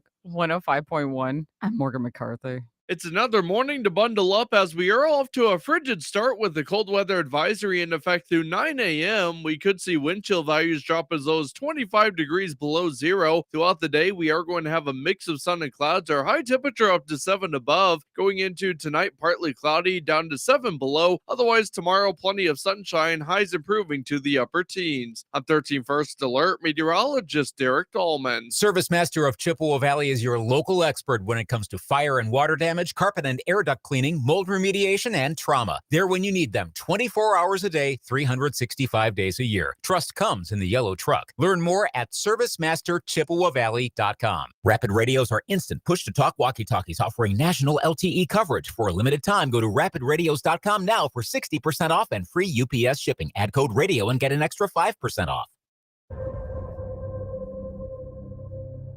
From the hardwood and the diamond to the gridiron and the course, Dan's got you covered with his trademark blend of sports passion and knowledge. He has the sports info you want and the sports therapy you need. So get your game face on, people. Let's go get some bell, huh? Put up or shut up, sir. We gotta get started from the jump. Play big. Let's go. That's what legends made, man. Showtime. Welcome to the big leagues. Let's go. Because it's the Dan Kasper Show.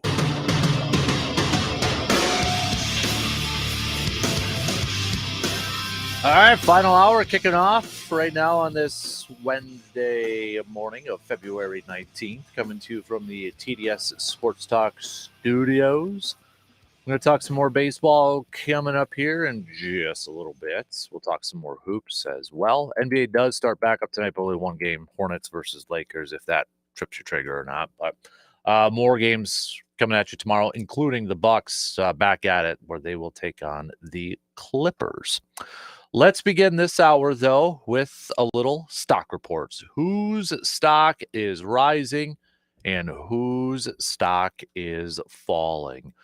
John had chimed in a little bit earlier. My stock riser is USA Hockey. Stock falling, going with Aaron Rodgers. Luke, whose stock is rising for you? NHL figuring out how to do a all-star-ish thing. Mm-hmm. Which, I mean, they've had variations of this before, but gosh, this is a home run. Yeah, it is. Mix my sports metaphors. But dang, especially given that Four Nations was, like, I've known about this for a while. You probably heard about it, but I didn't think it was going to be this big of a deal until it started. Like, my first clue was the first game, because I mentioned the Worst Seats in the House podcast, Michael Russo from The Athletic. So I follow him on Blue Sky, and he is very detailed in his in game action. He's posting everything. So he's covering the games of Four Nations. And I start seeing the Saints like, oh my gosh, these guys are bringing it. Like, whoa, what is going on? This is the first game. I don't remember who was in the match. Like, I need to pay a little more attention. This is before USA Canada. The overall thing is working excellent.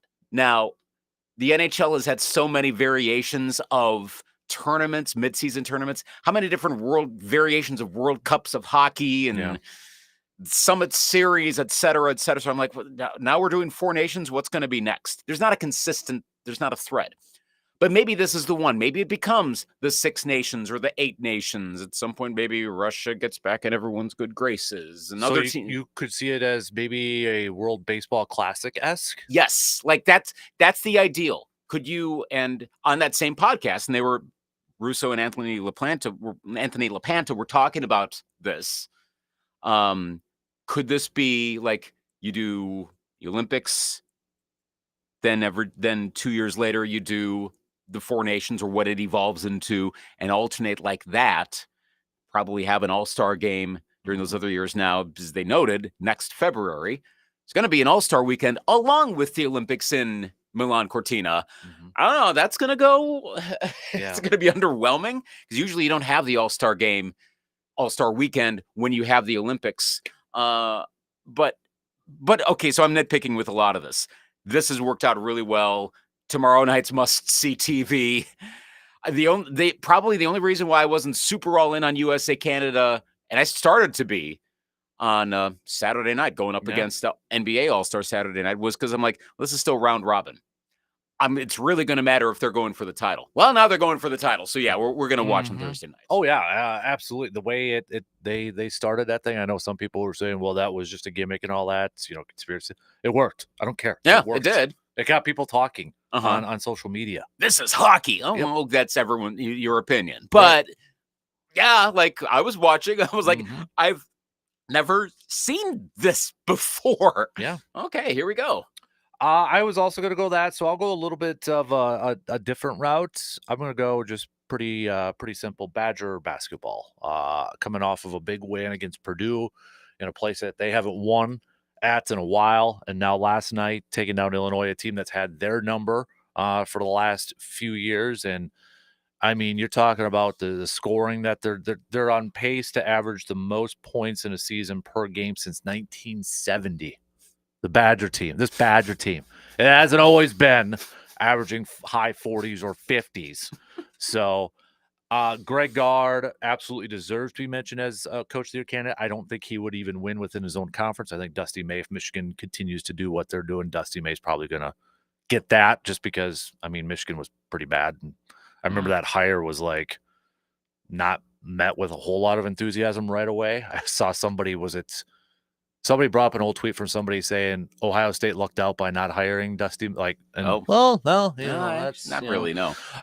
So John Tonje, John Blackwell, Stephen Krall finally had a game last night. This to me is a team. Again, it's all based off of seedings and matchups, but they've got the talent to be a Sweet 16, maybe a little bit further team. Yeah. So I mean, between them and Marquette, we're getting close to, what was it, last year when it was like the highest collective ranking. I Mhm. mean, they both got to get like top 10 again. I don't know if that's going to happen, but not bad. Not what we were expecting. That's Yeah. for sure. Stock faller. Keep it in NHL world, but not the NHL.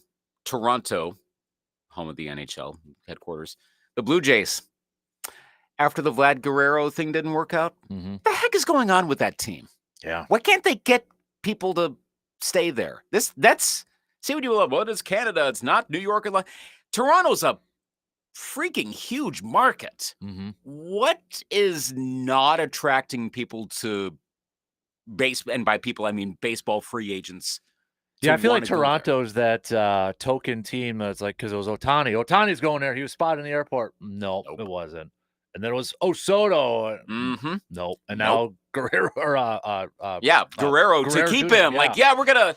And oh my gosh, like, is it finances? Are they locked in on a certain number? Or what's the reason there? Vladimir Guerrero Jr. is not going to be a Toronto Blue Jay, in my opinion, come next year. And I don't know what the return in the Blue Jays are going to get. Is it going to be via trade midseason, Mhm. which is a rental? You're not going to get much for that. Or if he goes, you get, a draft pick. They don't have that great of a farm system either.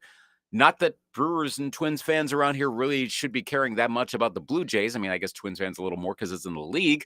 But that the Blue Jays feel like a team that should constantly be competitive, if not one of the absolute greats of baseball, even with their market size. I don't know what's going on. And listening to the Baseball Tonight pod last night, they said that their ownership does not want to do like a full-on gutting. They want to stay broadly competitive, which means they might kind of wallow around 78 to 84 wins. How are you building yourselves? Mhm. So you don't like to see, even if you're not a fan of a team, you don't like to see a team that seems to be directionless. Like, do one thing or another, try. It may flame up, but try. And I don't know what they're doing. Yeah.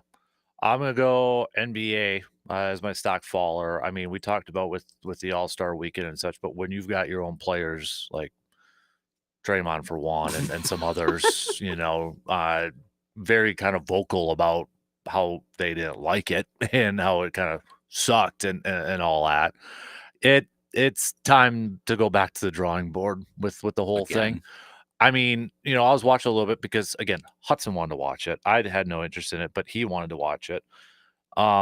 Even like Miller, Reggie on the broadcast, like when it first starts, like, oh, I wonder if we're going to see some better defense, because it's, there's no time and it's the first to 40 sort of thing. And no, I mean, Victor Wembanyama was like the only one playing defense, it felt like in some of those games. Especially when you got your players pretty vocal about it, and the whole LeBron thing too just annoyed me. Yeah. Him backing out just hours beforehand. Like, I didn't even know about it till we were watching intros and he comes out in street clothes. And I'm like, wait a minute. So I went on social media and Twitter, and it's like he backed out via a presser when he was asked a question about what should we expect to see from you tonight? He's like, nothing, I'm not going to be able to play and all.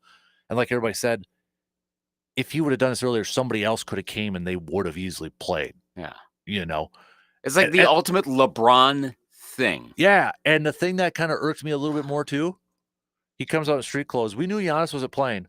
Giannis was decked out in the uniform, in the warm-ups, and everything, and still part of that. Yeah. LeBron comes out in like jeans and a t-shirt and a jacket and stuff. Why? Like, that's one part of all of this, and like that alone is So that was like, oh, okay, dude. A lot of people throw out the word selfish, or I did appreciate some of the people saying, oh, hey, maybe Bronny gets in. Maybe that's why he did, was try to get Bronny in there. But big time arrow trending downward for the NBA. Yeah, I don't know what the fix is. And it might be out there getting like maybe USA World. I don't know what it is. Nothing seems like the absolute, if you do this, this will work. I don't know. Yeah, it was not a good weekend for the NBA. No. I do appreciate Kevin Hart trying to add a little bit. It was kind of awkward at times, but that leads to the whole gaps between, and that was one of the biggest player complaints, which, I mean, I guess ironic given the players are like, hey, we want to actually play. Oh, really? But They did. They're like, why are we stopping partway through the championship game so we can do the tribute to Inside the NBA, which is going to continue next season, actually. Under like, what are we doing here? I know this, but this was god awful on Saturday. So again, Hudson wanted to watch Dame. His second favorite player is Damian Lillard. So he wanted to watch 3-point contest. I was kind of paying attention to Lillard's threes. Yeah. So it was before the skills competition. Okay, I didn't see that. Okay, go ahead. LiAngelo Ball came out and sang before everything, and one of his brothers was Lonzo. I don't know which one came out and introduced him. Oh my God, is he an awful singer? Jello, this is as he goes by his name. What? Yeah, LiAngelo Ball goes now by Jello and G3. What? He did a song and a performance for it. It was awful, and I don't know who thought it would be a good idea to get him to go sing a song before they started the skills competition. I'm sitting there and I'm like, first of all, don't have song, but second of all, it's a ball singing it because he couldn't make it in basketball. So he's trying to sing, and he was awful. It was bad. It was really bad. Fans emphatically boo. Yeah, no, it was not good. So oh gosh, I'm looking at the photo. I missed that. Yeah, it's a good thing you missed it. Well, I'm gonna watch it. You might have to YouTube it because I'll admit it. I don't know. You're the music guy, but I'm sitting there listening to this and I'm like, what is this? Jamel Hill. I mean, this is the list of like celebrity ones. I see Jamel Hill. I see Skip Bayless here with their that breath control got Jello fighting for his life. Yeah, it was not good. And like, you had to imagine the only reason he was there, I'll say it, is because he was a ball. Yeah. Right? He's one of the that's brothers. Totally. I will one of the watch brothers. this over the break, and that's going to suck. The funny thing is, when I tried to YouTube it, the first reaction I got, or the first video in the list, had nothing to do with it. It was Fergie. Oh, Jesus. Yeah. Let's play some basketball. Yeah. That'd go up there too. But it was bad. That whole weekend was just bad. And then how Paul and Victor Wembanyama tried to did you hear about this? With the skills competition? To hack it. Yeah. So they're going through it, and all of a sudden, because you have to shoot, they don't even shoot. They just throw the balls out of there. Yeah, so he's like whipping, bam, bam, bam, bam. I'm glad they DQ'd him. Yeah. Because I'm sitting there thinking, I'm like, okay, so are the other guys going to do this now? Like, they had to make a decision right then, or if that's going to be. Thankfully, apparently it was in the rules that they had to have at least 3 legit shots. So I'm like, oh, wow, they just ruined the skills competition if they exploited that loophole. Right. Which, okay, fine. I guess if you could do it like 1 year and then make it so that it doesn't happen in another year. And again, we're talking exhibitions here, but you don't want it to be ruined. Right. So, okay, I mean, I guess I'll give them a little credit for being like, can we try this? No. Okay, let's make sure this doesn't happen. And we have a legit skills competition. Maybe, I think it might be due for a little freshening. It should. But you also don't want the headline to be, well, especially when one of them is Victor Wembanyama. And Chris Paul's like a pretty big NBA name, are disqualified. That's a bad headline. Yeah. So it was not a good weekend, I don't think, for the NBA. All right. We'll take a break here. We'll switch gears and talk some more baseball coming up after these quick words.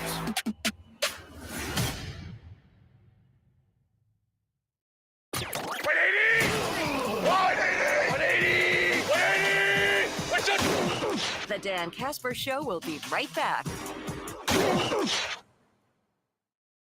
Are you looking for the best selection of firearms, ammunition, and accessories? Well, look no further than the locally operated and owned Tilden Gun. Whether you are a seasoned hunter, competitive shooter, or just starting out, they have got everything that you need. Tilden Gun carries the top brands and a wide variety of firearms to fit every purpose. Rifles, shotguns, handguns, you name it. And if you're not quite sure what you're looking for, their friendly, experienced staff is there to help answer any questions you may have. At Tilden Gun, they offer the expert advice that you can trust. Their knowledgeable staff is there to answer any of your questions and help you make the right choice and ensure that you're confident and prepared. So stop by their shop at 12427 98th Avenue in Chippewa Falls. That's 12427 98th Avenue in Chippewa Falls. Or you can check out their website at tildengun.com to check out all the different options you can choose from. Plus, Tilden Gun has the best selection and best prices in the area. On behalf of Tilden Gun, best of luck and be safe in the great outdoors.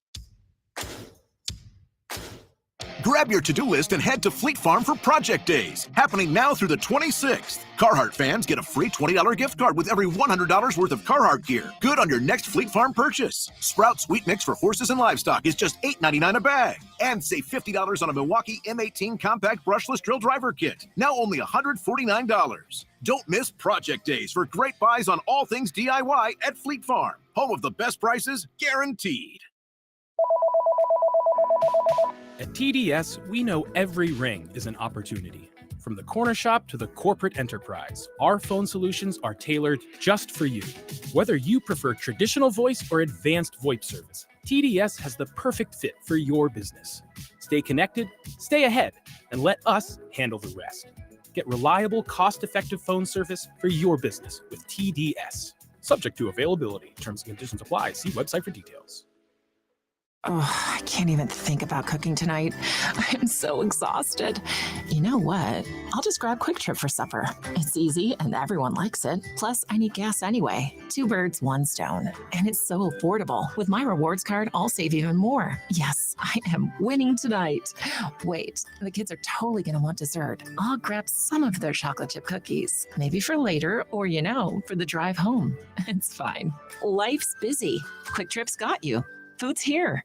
Looking for fresh, affordable, and convenient? You'll find it all at Hy-Vee in Eau Claire. From fresh produce to top quality meats and everything else in between, they make shopping easy. Need a quick dinner solution? Check out their delicious grab-and-go meals. Hosting a get-together? Their bakery and deli have you covered. Plus, with weekly deals and friendly service, there's always more to love. And don't forget about their fuel savers that help you save money at the gas pump. Shop smart. Shop Hy-Vee in Eau Claire. Texting privacy policy and terms and conditions posted at textplan.us. Texting enrolls for recurring automated text marketing messages. Message and data rates may apply. Reply stop, opt out. Individual results may vary. Consult a doctor prior to use. You've lost so much weight. How'd you do it? I got medical treatment for weight loss through Zelty and lost 50 pounds. I struggled for the longest time, but Zelty makes it easy and affordable to get weight loss treatment 100% online. Zelty providers can prescribe FDA-approved weight loss medications clinically shown to help people lose weight, like Wegovy, Zepbound, and others. I've heard those medications can help you lose weight, but aren't they expensive? Zelty can help get the medication covered by insurance, so it's as little as $0 a month. What if you don't have insurance? No problem. Zelty may be able to help you get other GLP-1 medications for 80 to 90% off the price of name brand medications. I'm ready to start losing weight. How do I get started with Zelty? Just text. Text SKINNY to 200-300 to get started today with Zelty and see if weight loss medications like Wegovy and Zepbound are right for you. Don't wait. Text now for a link to your exclusive offer. Text SKINNY to 200-300. That's SKINNY to 200-300. SKINNY to 200-300.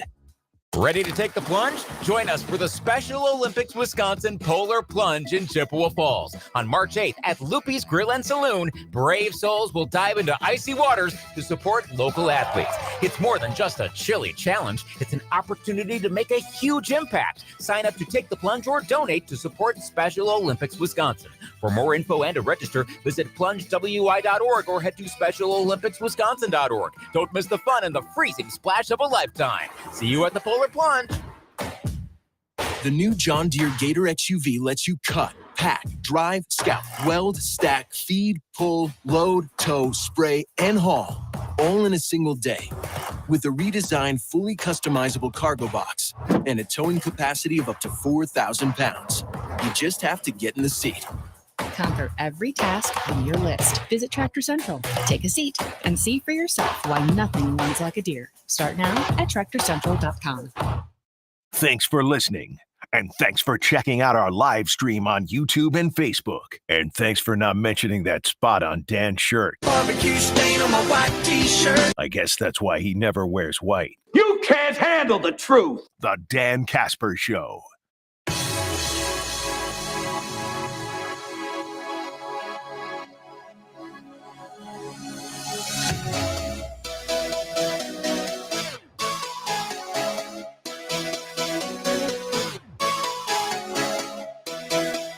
Looking for fresh, affordable, and convenient? Hey, you'll find it all at Hy-Vee in Eau Claire. From fresh produce to top quality meats and everything in between, they make shopping simple. Need a quick dinner solution? Check out their delicious grab and go meals. Hosting a get-together? Their bakery and deli have you covered. Plus, with weekly deals and friendly service, there's always more to love. And don't forget about their fuel savers that help you save money at the gas pump. Shop smart, shop Hy-Vee. You know, we've been talking a lot, obviously, with Brewer spring training and getting set for the first game coming up and that. But from a Twins perspective on this thing, I know MLB.com had a piece up about Correa and such.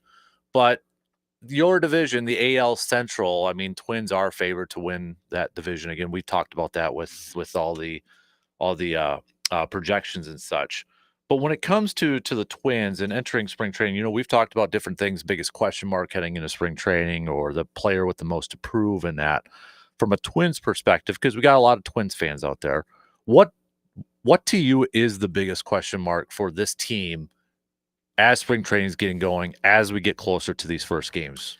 Honestly, the biggest one is kind of it's the evergreen question in this era.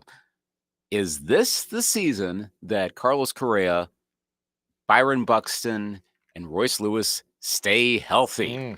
Because if they do, this is a really good team. It's not a World Series favorite, because any team could get hot in October, as we talked about. But that is the sort of team that would be favored to go on a postseason run. The problem is that doesn't happen.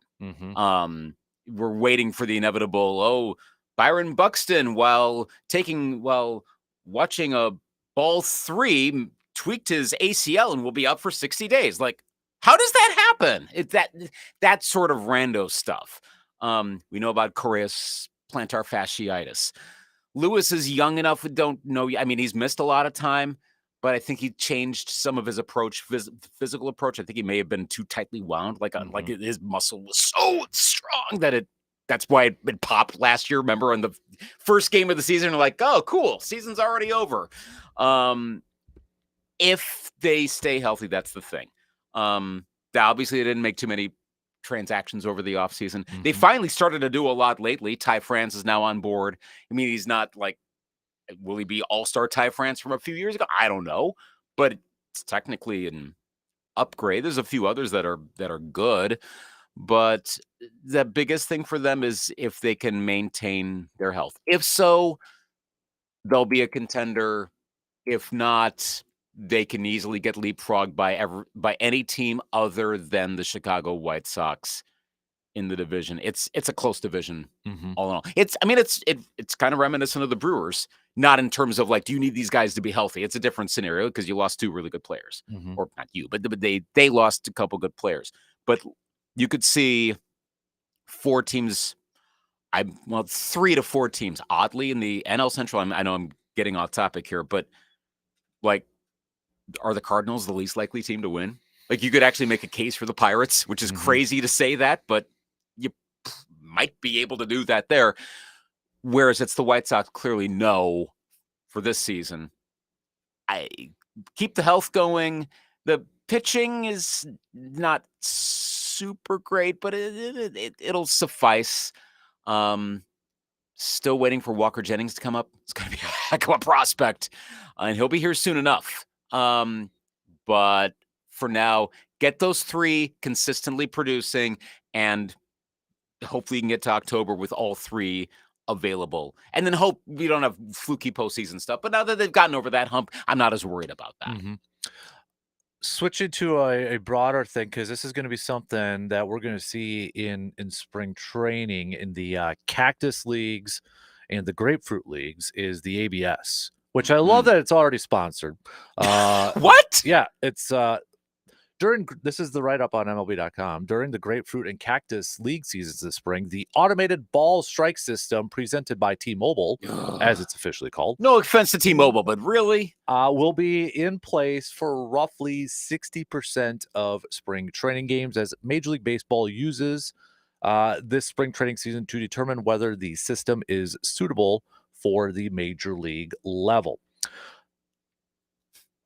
Are you kind of curious to see how this thing works? Yeah, actually, like this might be, and it's been discussed plenty of times, but now that it's really going to happen in exhibition baseball games, and then AAA all seasons. But so this is the next step, because we saw this with the pitch clock, etc. So we know where this is going.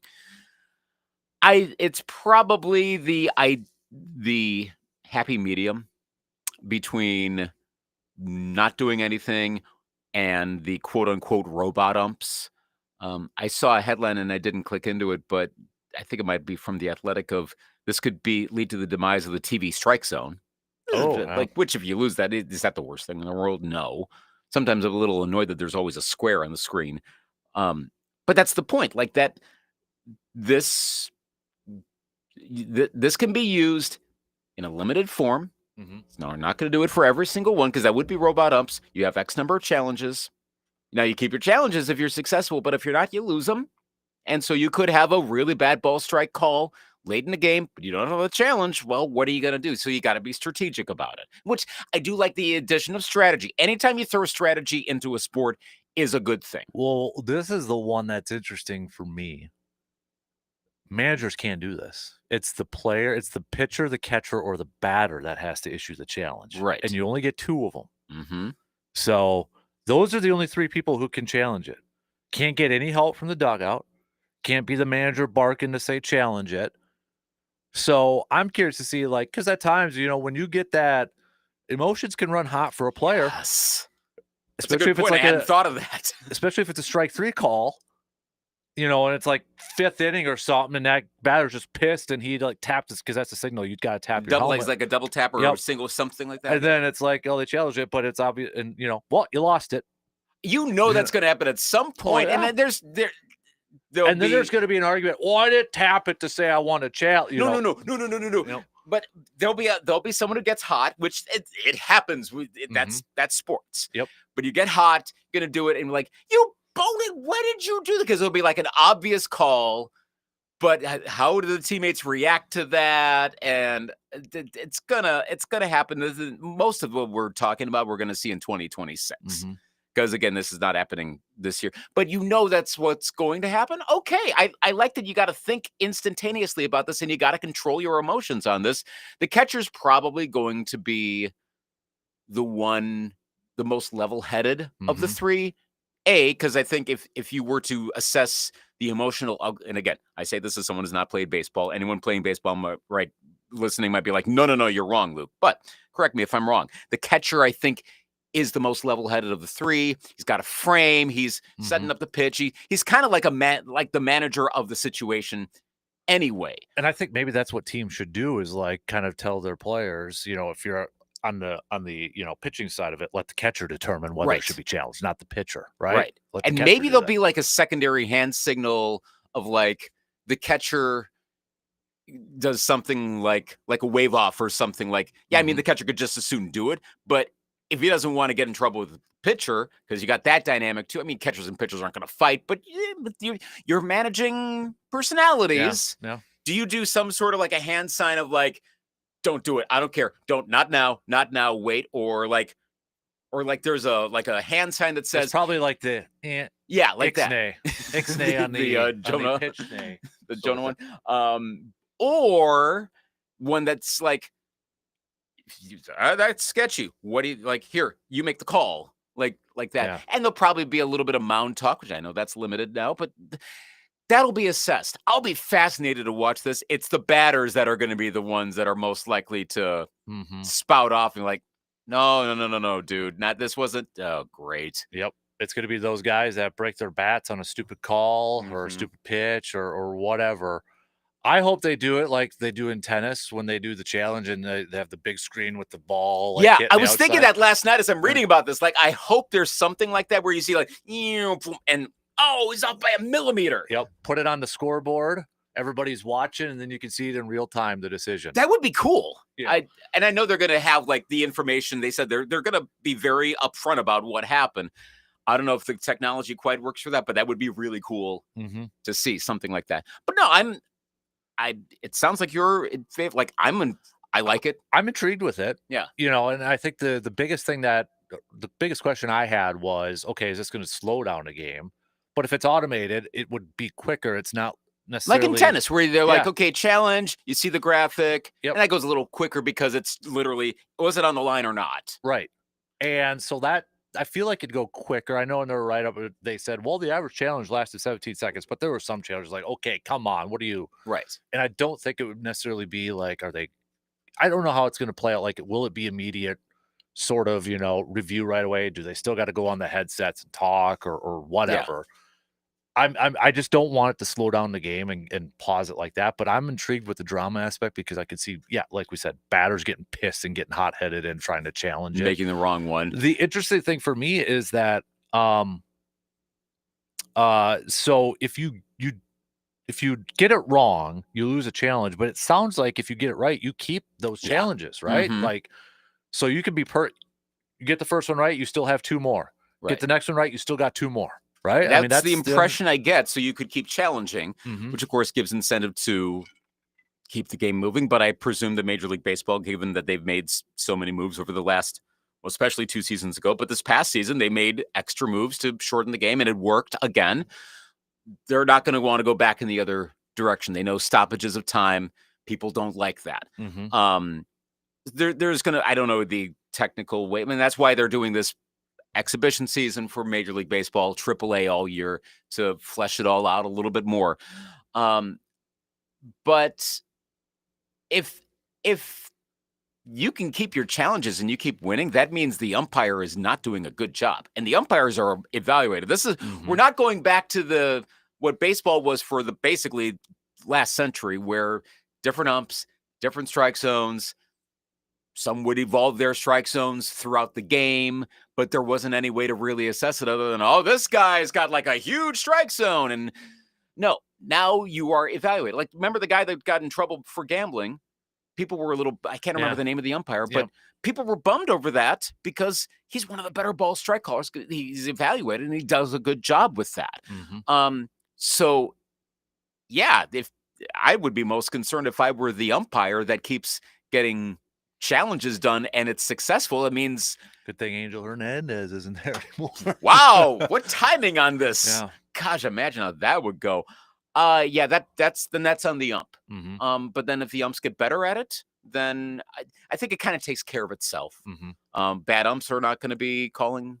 I mean, they're not bad umps at the major league level, but the lesser ones are they going to have to improve or they'll be replaced.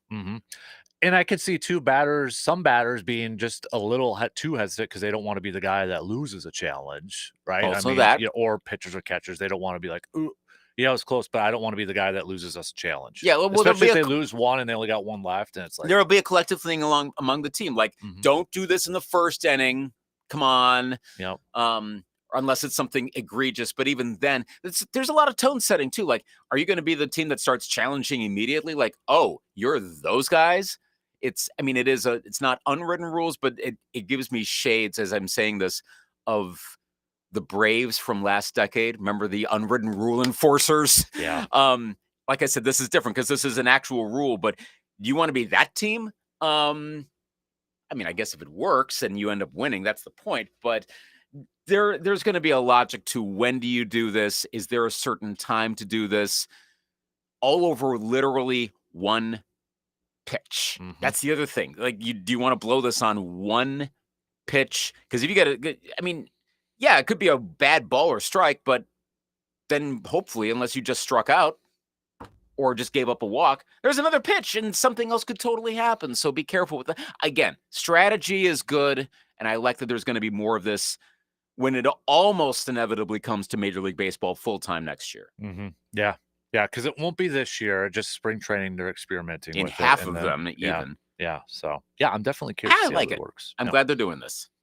All right, let's take our final break here. We got some picks and predicts to get to. We'll also hit up some more hoops talk with that too, because we don't have a lot of picks yet. Just with the NBA coming back, only one game tonight in that, but. We'll talk some college hoops because it was kind of a big night last night in college hoops. Kansas got blown out by BYU. Holy moly. That was a candidate for stock faller. Yeah. Yep.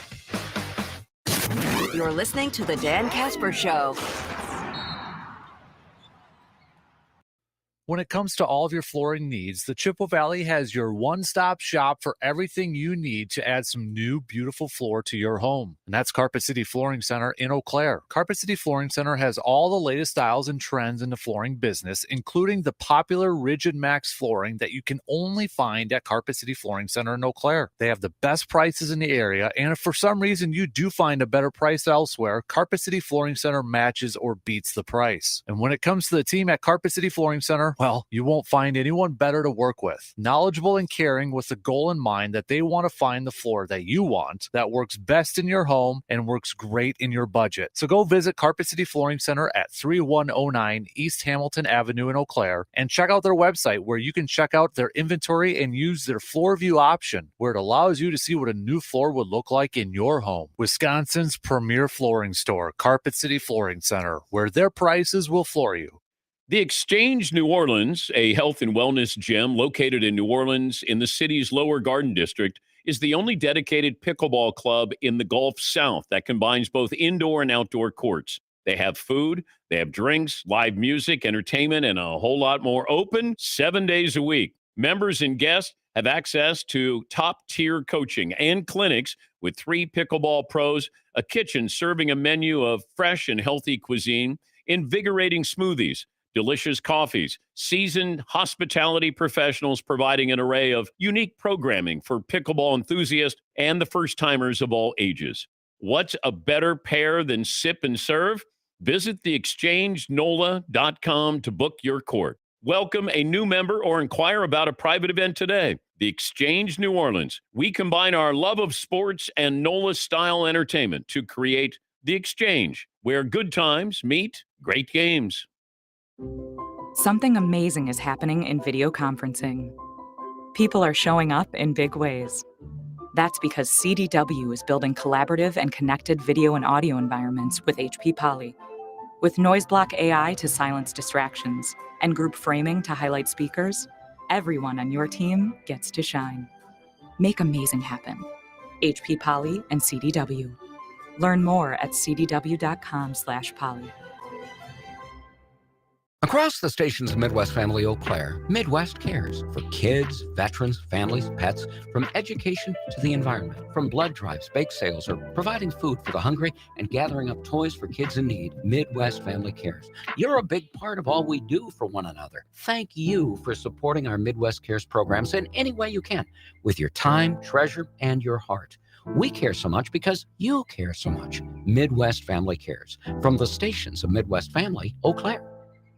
For over 50 years, Chippewa Valley Orthopedics and Sports Medicine has been Western Wisconsin's trusted leader in orthopedic care. Whether you're facing bone and joint pain, sports injuries, chronic conditions, or complex brain and spine issues, their expert team is dedicated to helping you live pain-free. And now they're expanding their commitment to your health with their brand new state-of-the-art facility in Rice Lake. Imagine having everything you need in one convenient location. Clinic visits, advanced imaging like MRI, and personalized physical therapy, all under one roof. Plus, now they're connected to Cedar Crest Ambulatory Surgery Center, making it easier than ever to get the care you need when you need it. The staff is dedicated to providing compassionate, high-quality care you deserve right in your community. Call Chippewa Valley Orthopedics today at 715-832-1400 or visit them online at cvosm.com. Get back to doing what you love, pain-free. Chippewa Valley Orthopedics and Sports Medicine, where high-quality care meets hometown commitment. My part-time service in the Army National Guard makes it possible for me to be more for the community I call home. My training helps me at work when I lead by example. My service in the Army National Guard allows me to keep my community and those I care about safe from threats. Learn more about how you too can live and serve part-time close to home by visiting NationalGuard.com. Sponsored by the Wisconsin Army National Guard, aired by the Wisconsin Broadcasters Association and this station. Rapid radios are instant push-to-talk walkie-talkies offering national LTE coverage. For a limited time, go to rapidradios.com now for 60% off and free UPS shipping. Add code RADIO and get an extra 5% off. Do you know of anyone who needs some help chasing their dreams and passions? Backyard Dreams wants to help. Email us at info@sportstalk1051.com so we can help.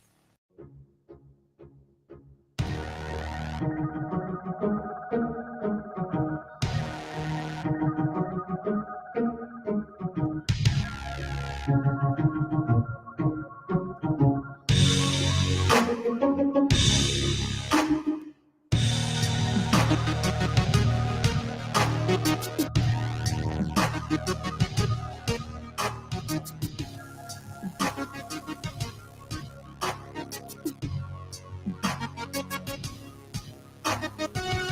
right, let's wrap things up here with a little picks and predicts brought to you by the Elbow Room. Don't forget, the Elbow Room is also your spot for trivia on Wednesdays. So if you want to beat the cold but have a cold beverage and light up the or heat up the trivia scoreboards, you can head on over to the Elbow Room located right next to the Banbury Place. Only one NBA game on the docket for tonight, so I guess it officially starts tonight, we could say, but it's just Charlotte and the Lakers, so I guess we got to pick that one. But it's the whole Dalton Connect drama trade between these two. Ooh, yeah. You know? Lakers, I'm going to take. Yeah. I'm right down to say that. Yeah. College. Should we do some college? We got some college basketball games coming up here. Maybe not as good as from last night, but we got a few on the docket. So let's go.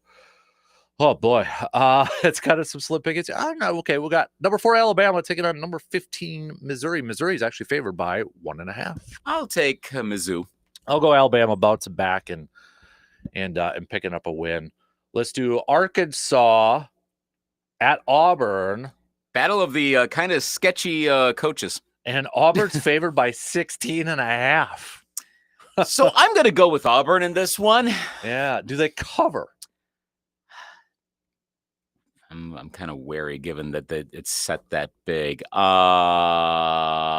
Yes. Sure, let's do it. I'll go Auburn wins, but I don't think they cover.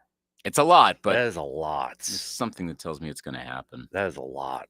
We'll do Vanderbilt at Kentucky. Kentucky ranked 17, only favored by 5.5 in this game. I'll take Kentucky in that. Yeah, I'll take Kentucky as well. I was trying to see. Do we have some women's games? Number 22 Michigan State and number 4 USC. I'm going to take the Trojans in that one. Yeah, I'll take Trojans too.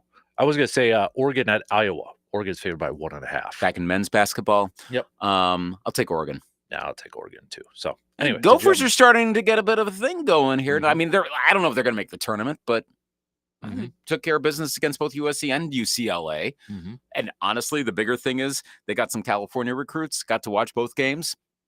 That's a good sign, especially for their coach, who is a little rocky, but I think Ben Johnson might be holding on to his job for at least another year. But I'll take it as a Gophers fan. Yeah. Do you have any more for the women's? No other major, like no top 25 versus top 25 matchups. I mean, UConn's at Seton Hall, but UConn's going to win that one. Watch, I'll be wrong on that. I'm sure you're going to do your Four Nations prediction tomorrow. Yeah, I was actually going to ask. Good call. You going USA? Ooh boy, or Canadian?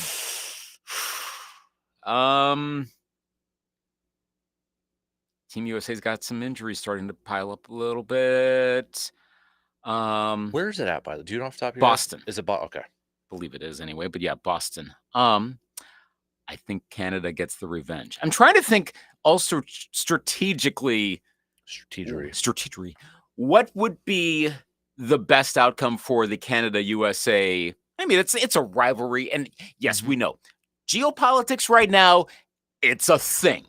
But pull back historically. Like, remember, like the 2010 Winter Olympics final, that was that classic game with Sidney Crosby. I was just going to say Sidney Crosby. Yep. Yeah. Like those kind of games. What would be the best one for this? Like, there's part of me that thinks Canada losing because they care more. So the more that they lose, the more they want to come back. I'm not sure that it matters as much for Team USA. For fans and American sports media is not going to matter as much inherently.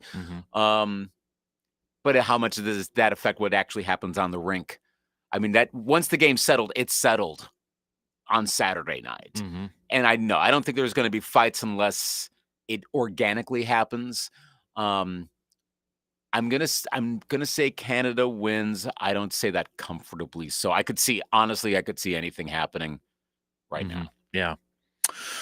I'll wait for my pick tomorrow on that.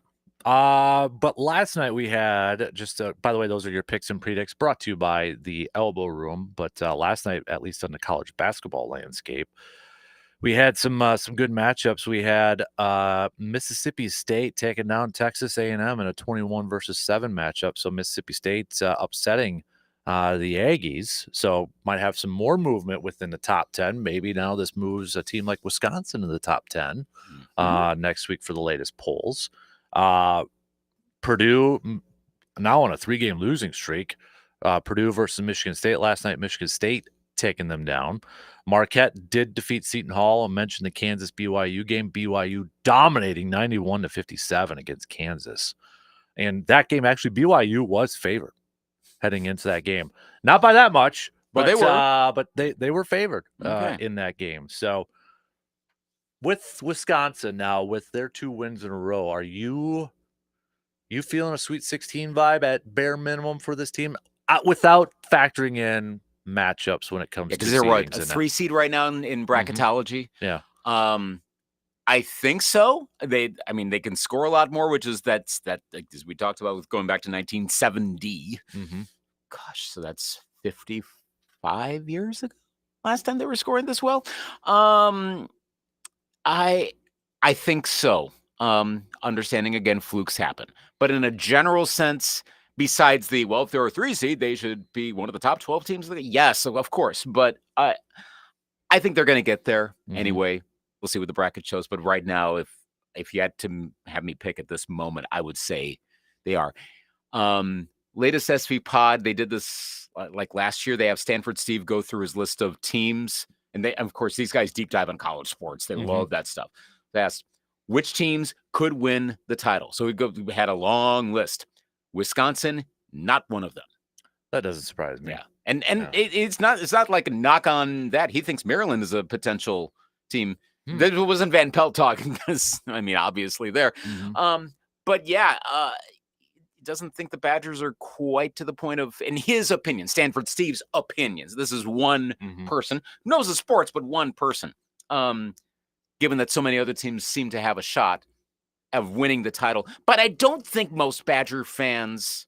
It doesn't have the 14-15 vibe about them. No, but I guess that's okay. Like the expectations for this team were not a championship, and I get it. You're supposed to want to win it all, yeah.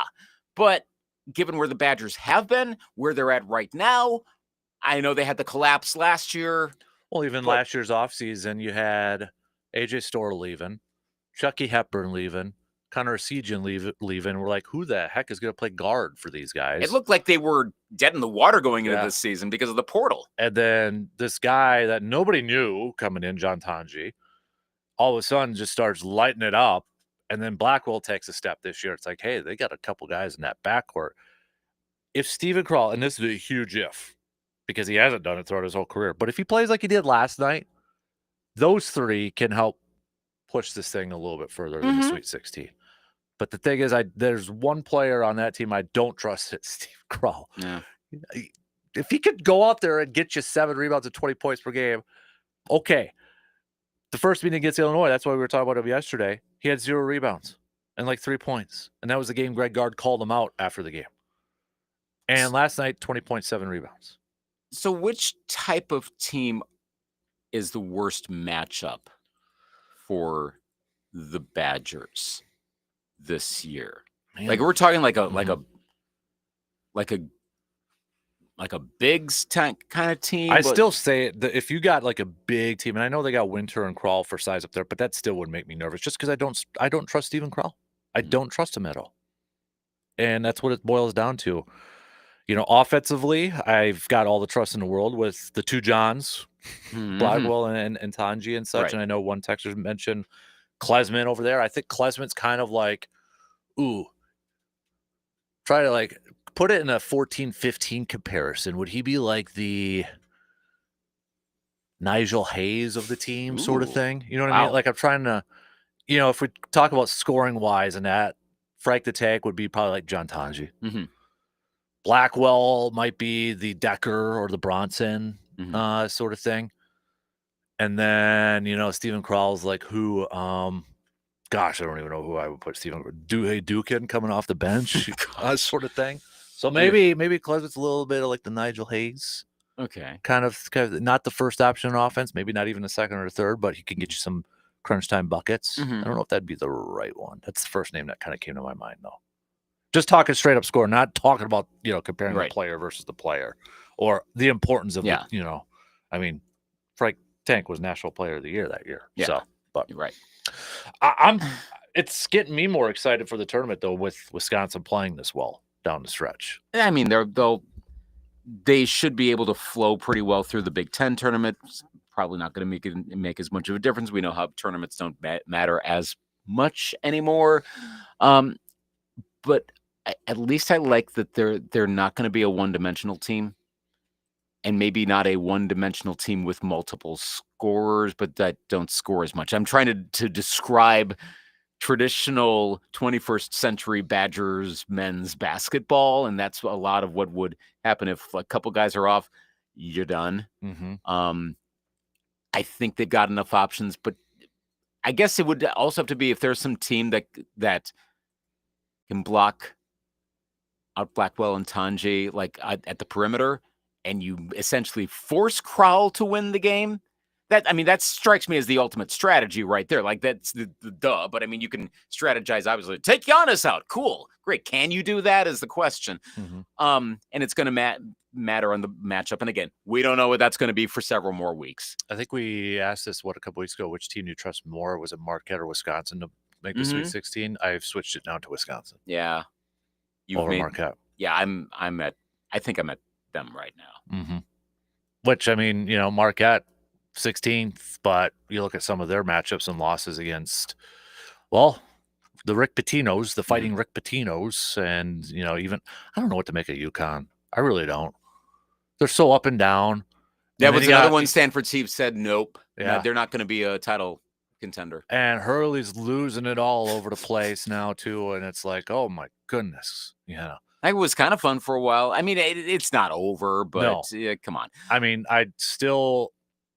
they're in a tournament when we're making our picks. By the way, you can pre-sign up for our bracket challenge right now. Sure, yeah. So you can do that at our website. But they are going to be a tough team to pick when it comes to tournament time because it's going to be hard to ignore the last couple of years. The pedigree. Yeah. They might be entering the Michigan State Izzo zone. That's a good one, yeah. They're proving that they can do that. Yeah. I'm not going to place any bets on this or anything, but it just popped in my mind. I'll bet we get to the Elite Eight with a maximum of I'm going to play this safe. A maximum of 3 SEC teams. Max. Given that this has been the year of the SEC, and I know they're expanding, so of course you have more teams to work with.